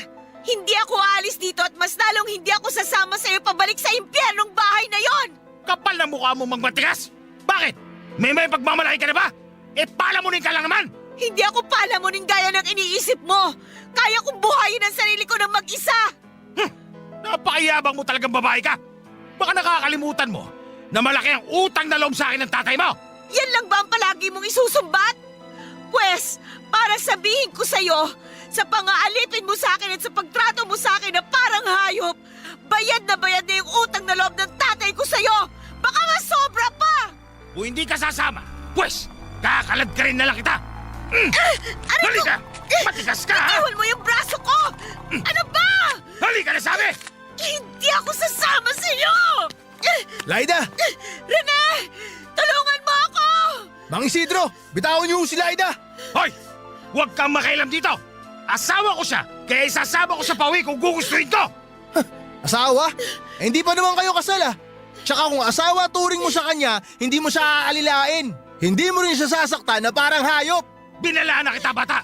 Huwag kang makialam dito kung ayaw mo makatikim sa akin! Hindi ako natatakot sa'yo. Kung di mo bibitawan si Laida, tatawag ako ng pulis. Ipadadamput kita. Lakas din naman ang loob mo, no? Gusto mo rin ba masaktan? Isidro, wag! Huwag mo sasaktan si Rene! Alalang-alala ka talaga sa lalaking yan? Bakit? Kayo na ba? Bakit pa nga ba ako nagtatanong? Eh, halata na kayong dalawa! Hayaan mo na ako, Isidro. Parang awa mo na. Ayoko nang bumalik sa bahay mo. Hindi rin ako papayag na kunin ka pa ng matandang yan, Laida. Sigurado ako na bubugbugin ka lang ulit yan pagdating mo sa bahay niya. At sa tingin mo may magagawa ka? Oo, meron akong magagawa. Alam ko na malakas lang loob mo na saktan si Laida kasi walang tumutulong sa kanya dun sa teritoryo mo. Alam ko rin na lagi mong ginagamit yung utang na loob ng pamilya niya para hawakan mo siya sa leeg. Pero lilinawin ko lang sa'yo, hindi mo siya pagmamayari, Mang Isidro! Papa Dudut, hindi umubra ang mga pananakot namin kay Isidro. Tagumpay pa rin niya akong naisama pauwi ng araw na yon. At gaya nga ng inaasahan ko ay mas lalong naging impyerno ang buhay ko sa kanya.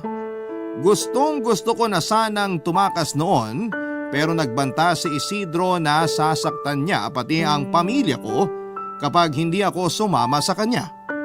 Bukod nga sa pananakit niya sa akin ay napapadalas na rin noon ang pag-inom niya sa bahay niya kasama ang mga kaibigan niyang sabongero.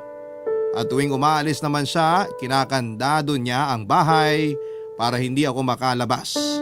Sakali man na tangkain ko noong tumakas, nakabantay naman ang mga kamag-anak niya na ilang hakbang lang ang layo ng mga bahay sa amin. Para kung isang preso ng mga sandaling yon, Papa Dudut. Pero buti pa nga sa kulungan dahil nakakakain pa ang mga preso. Samantalang ako ay pinagtsatsagaan ko na lamang ang mga tira-tira ni Isidro para mabawasan ang gutom ko kahit napapaano. May isang pagkakataon pa na muntik na akong pagsamantalahan ng kumpare niyang kainuman sa bahay. Lasing na lasing siya noon at wala nang alam sa nangyayari. Mabuti na lamang at nagawa ko pang depensahan ang sarili ko ng gabing yon. Pero kahit nakaligtas ako noon ay natakot na rin ako sa kaligtasan ko kung magtatagal pa ako sa bahay ni Isidro. At para matakasan ang kalupitan niya at ang tuluyang pagkasira ng buhay ko, gumawa na ako ng paraan na makahingi ng tulong kay Rene. Kahit natatakot ako na madamay siya sa problema ko, ay nagbabaka sakali pa rin ako, Papa Dudut.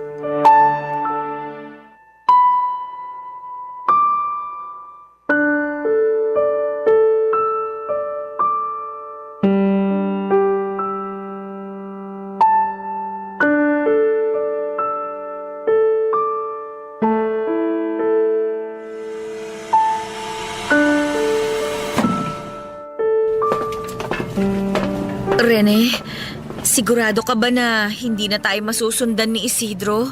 Hindi yan. Huwag ka na masyado mag-alala. Hindi niya na tayo mahahabol. Ang layo na nitong bus mula sa atin. At kung balak niya na sundan tayo, di naman niya alam kung saan tayo papunta. Pero paano kung guluhin naman niya yung tito mong naiwan dun sa lugar natin? Nako, wag na wag siya magkakamali sa tito ko. Di siya sasantuin nun. Sana nga hindi na lang siya manggulo. Ay, nag-aalala na nga rin ako para sa kaligtasan ng pamilya ko eh. Sigurado ako na sila yung unang-unang pupuntahan ni Isidro kapag nalaman niyang wala na ako sa bahay niya. Huwag ka na masyado mag-isip. Ibiniling ko na sila sa tito ko. Sinabi ko na kung pwede, bisitahin niya sila paminsan-minsan. Pero sigurado naman ako na walang masamang gagawin sa kanila si Isidro. Hanggang pagbabanta lang naman yun eh. Ewan ko ba? Masyado na talaga akong natakot sa kanya.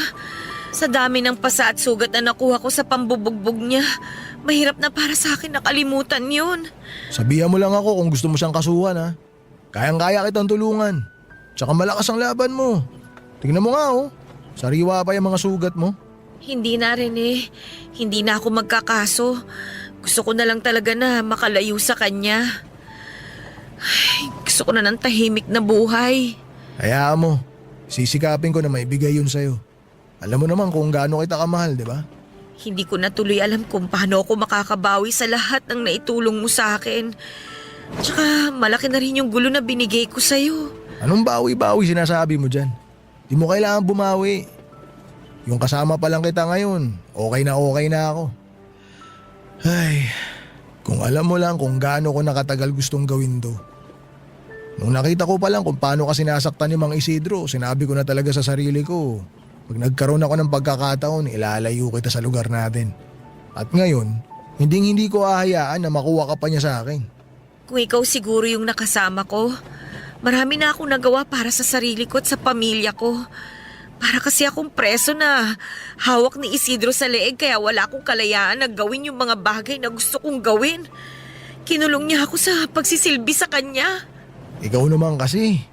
Kung ipinaglaban mo lang sana yung sarili mo, di ka na mahihirapan pa. Masyado ka kasi nagpapakabayani dahil lang sa utang na loob ng tatay mo. Nagpapakatatag lang talaga ako noon kasi ayoko pang mamatay. Kaya ko pa sanang magtiis pero muntik na akong pagsamantalahan ng kainuman ni Isidro eh. Natakot na ako ng husto. Kahit kasi matagal na kaming nagsasama. Pilit kong iniingatan yung sarili ko. Bale, ibig sabihin, hindi ka nagalaw ni Mang Isidro kahit isang beses? Oo, hindi ko hinayaang mangyari yon. Nagkaroon kasi kami ng kasunduan.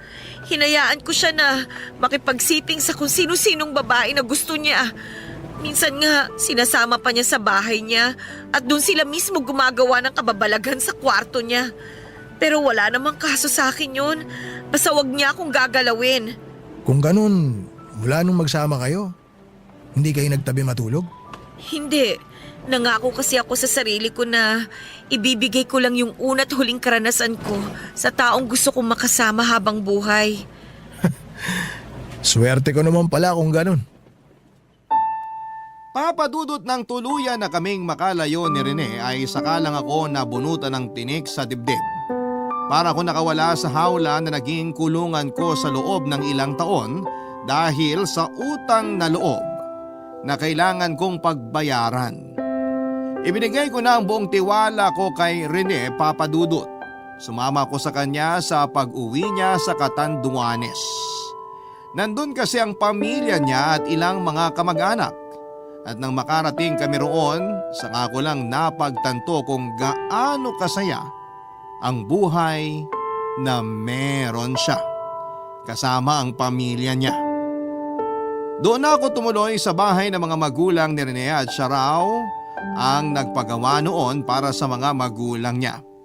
Gustuhin man niyang bumukod kami ay masyado siyang na-miss ng pamilya niya kaya wala na kaming nagawa kundi pagbigyan ng mga ito. Naging masaya naman ang pagsasama namin. Tinuruan niya ako kung paano magsimula ng isang maliit na negosyo tulad ng ginagawa niya na nagpapahulugan ng mga alahas, appliances at kung ano-ano pa. Nang tumagal pa ay naisipan ko ring ituloy ang nasimulang kong pagnenegosyo noong nasa Masbate pa ako, ang paggawa ng atsara. Tutol sa sinimulang kong negosyo ang ibang kamag-anak ni Rene, hindi naman daw kasi sigurado kung kikita ako roon ng malaki. Hindi tulad ng pagpapahulugan ko ng mga alahas at appliances noong una. Pero hindi ako nakinig sa kanila at tinuloy ko yon kahit iilan pa lamang yung umu-order sa akin ng atsara, Papadudot. Ang naisip ko noon ay gusto ko ang ginagawa ko at gagawin ko yon dahil masaya ako. Barangay Love Stories. Barangay Love Stories.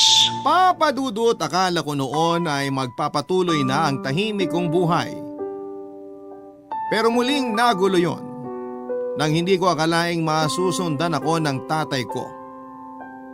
Sa pilitan daw nitong hiningi sa tiyuhin ni Rene ang address namin, kaya kami natunton. Pinipilit niya akong bumalik kay Isidro pero mula nang piliin kong sumama kay Rene ay buo na ang desisyon ko na lumayo na at isipin din ang para sa sarili ko. Kaya kahit na anong pakiusap ng tatay ko ay nagmatigas ako at pinaglaban ang kalayaan na ipinagdamot nila noon sa akin. Pilit kong ipinaintindi sa kanya kung gaano katindi yung hirap na dinanas ko sa poder ng kumpare niya na akala niya ay maayos ang trato sa akin. Hindi ko alam kung totoo nga ba yung walang alam ang tatay ko sa mga nangyayari o nagbubulag-bulagan lamang siya noon dahil malapit sila ni Isidro sa isa't isa. Kinausap din ni Rene ng masinsina ng tatay ko at sinabihan niya kasi ako na ipagpaubaya ko na sa kanya ang bagay na yon. Lalo na't tiyuhin naman niya ang dahilan kung bakit kami natuntun doon. Hindi ko alam kung anong pinag-usapan nila o kung may napagkasunduan sila dahil matapos yon ay hindi na ako pinilit pa ng tatay ko na sumama para bumalik kay Isidro. Basta na lamang itong umalis at hindi na nag-abala pang magpaalam sa akin. Sinubukan ko namang tanungin si Rene tungkol doon pero mukhang ayaw niya talagang ipaalam yung pinag-usapan nila. Lagi kasi niyang iniiba ang usapan tuwing nagtatanong ako. Kaya naman mas lalo ko siyang hindi tinigilan sa pag-uusisa tungkol doon, Papadudot.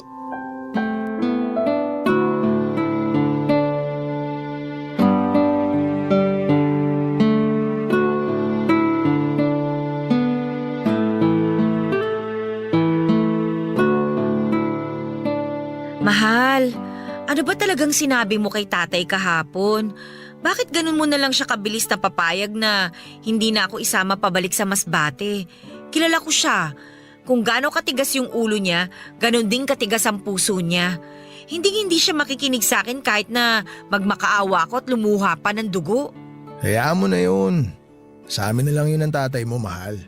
Basta ang mahalaga, okay ka na, di ba? O kumusta nga pala yung negosyo mo? Ay, ayun, matumal pa rin ang benta. Yung iba kasi hindi naman daw kumakain ng atsara. Hindi ko tuloy alam kung tama ba na sinimulan ko pa yun.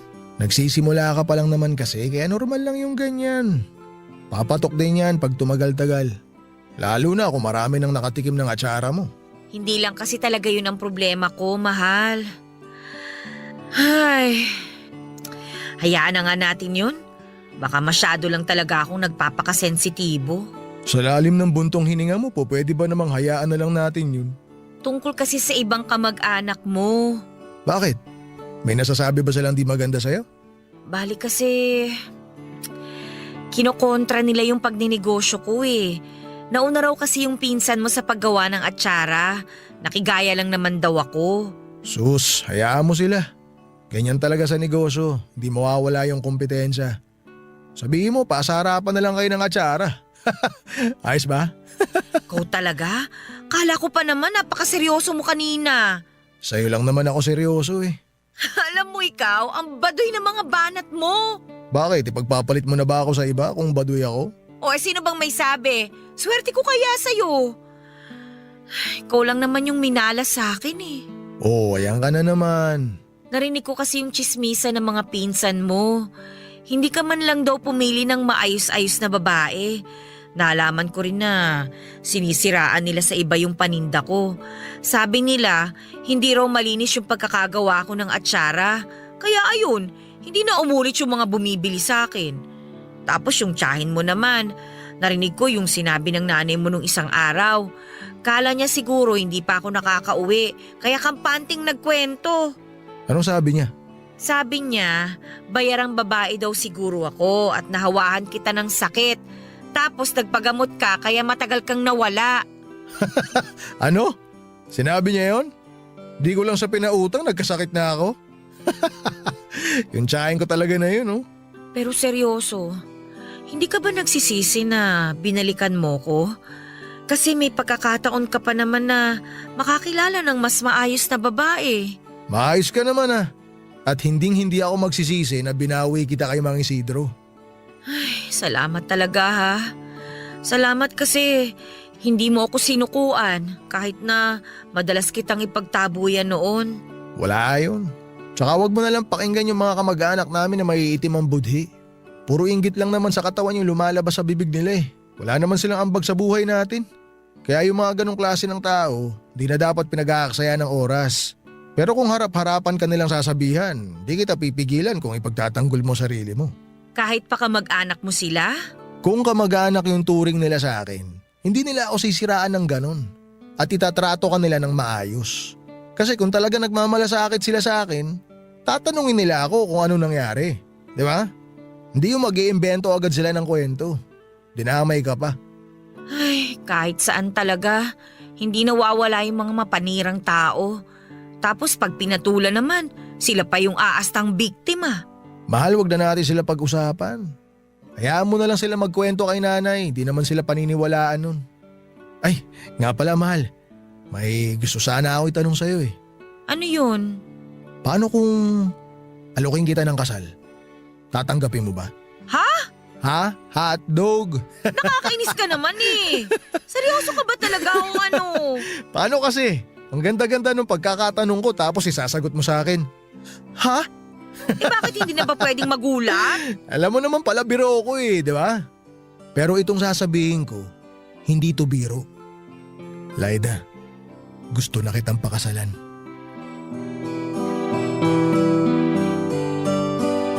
Papadudot na gulat man ako ay tinanggap ko pa rin ang alok na kasal ni Rene.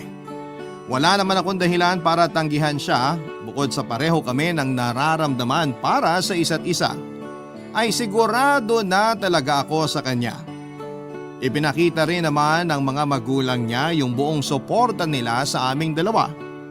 Habang abala kami sa preparasyon sa kasal ay doon ko na rin po nalaman ang dahilan kung bakit hindi na ako pinilit ni tatay na sumama pabalik sa Masbate. Binigyan daw ni Rene ng pera ang tatay ko at hindi naman daw kalakihan yon, pero nagkaroon sila ng kasunduan na hinding-hindi sasabihin kay Isidro kung nasaan kami at hindi na ako pipilitin pang umuwi sa probinsya namin. Nagalit ako sa pagbibigay niya ng pera sa tatay ko, pero hindi ko rin naman pinalaki pa yung issue. Lalo na tapos na rin naman yon. Naging maayos ang pagsasama namin ni Rene gaya ng inaasahan ko habang papalapit yung kasal namin. Walang araw na hindi niya pinaparamdam kung gaano ako kahalaga sa buhay niya. Pero nung isang linggo na lamang ang hinihintay bago ang kasal, nangyari naman ang isang trahedya na bumago sa takbo ng buhay namin, Papa Dudut. Naaksidente si Rene habang naniningil ng mga pautang niya. At dahil po sa aksidenteng yon ay naputulan siya ng kaliwang binti. Naging mahirap para sa amin ang mga nangyari bukod kasi sa naranasang depresyon ni Rene ay naubos din ang mga naipon naming pera sa hospital bills at mga gamot niya. Gustuhin man naming magbayad ang salarin sa aksidenteng yon ay wala naman silang mapagkukunan ng pera. Dahil nga po sa mga nangyari, ang bahay na lamang na para sa mga magulang ni Rene ang natira sa mga naipundar niya. At habang nagpapagaling siya ay kinausap ko siya tungkol sa naiwan niyang mga pautang. Plano ko kasi noon na ako na lamang ang magpatuloy sa paniningil habang nagpapa-order din ng atsara. Alam ko kasi na mahihirapan na siya na gawin ang bagay na yon lalo na at nakadepende na siya sa wheelchair niya. Pero hindi ko naman nakalain na iba ang magiging reaksyon ni Rene, Papa Dudut.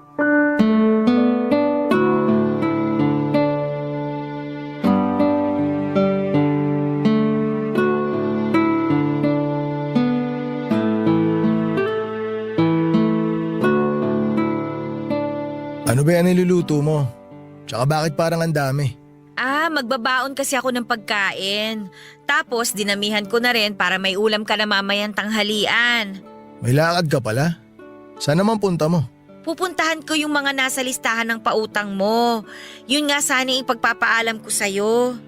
Ay, di mo na kailangan gawin yun. Ako nang bahala dun. Arkilayin ko na lang yung tricycle ng pinsan ko para may magamit ako. Mahal, wag na. Dagdag gastos lang yun pag umarkila ka pa. Nagtitipid nga tayo, di ba? Ako na lang ang maniningil. Pwede ko naman na… Ano ba tingin mo sa akin? Inutil? Kasi nakasakay ako dito sa wheelchair na to? Kaya ko pang maningil. Hindi naman sa ganun, mahal. Bakit ba ganyan ang iniisip mo? Ayoko lang naman na mahirapan ka. Ikaw na nga gumagawa ng lahat ng mabibigat na gawain dito sa bahay. Pati ba naman yung simpleng paniningil, ipapasa ko pa sa'yo? Hindi naman problema sa akin yun eh. Isasabay ko lang naman yun sa pagpapa-order ko ng atsara. Naiintindihan ko naman na gusto mo lang akong tulungan. Pero sana, hayaan mo pa rin ako na makatulong sa'yo kahit sa simpleng paraan lang. Kasi sa ginagawa mo ngayon, pinaparamdam mo sa akin na wala na akong silbi. Wala naman akong intensyong iparamdam yan sa'yo. Gusto ko lang naman na bumilis yung paggaling mo. Gusto kong patunayan na hindi lang ako nandito tuwing masaya tayo at pag maayos yung buhay natin. Sanay ako sa hirap, alam mo yan. Hindi mo kasi naiintindihan kung ano yung nararamdaman ko. Manhid ba yung tingin mo sa akin? Hindi mo ba naisip na ako yung kauna-unahang makakaunawa sa kalagayan mo ngayon? Kasi buong buhay ko, iniisip ko na wala na akong silbi. Dinagdagan pa ng kaliwang mata ko na bulag na. Kaya nga hinayaan ko na lang na alilain ako ni Isidro, di ba? Pero nang dahil sa'yo, nakita ko yung halaga ko. Ayoko lang naman mawalan ng silbi. Baka kasi pagdating ng araw, magsawa ka na rin sa akin. Tapos iwan mo na ako. Hindi ko kaya yun, Laida. Bakit ko namang gagawin yun? Magiging asawa na kita. Alam mo naman kung gaano kita kamahal, di ba? Kaya wag mo nang isipin yon. Hindi pa katapusan ng lahat para sa'yo. Isang paa mo lang yung nawala. May isang paa ka pa, di ba?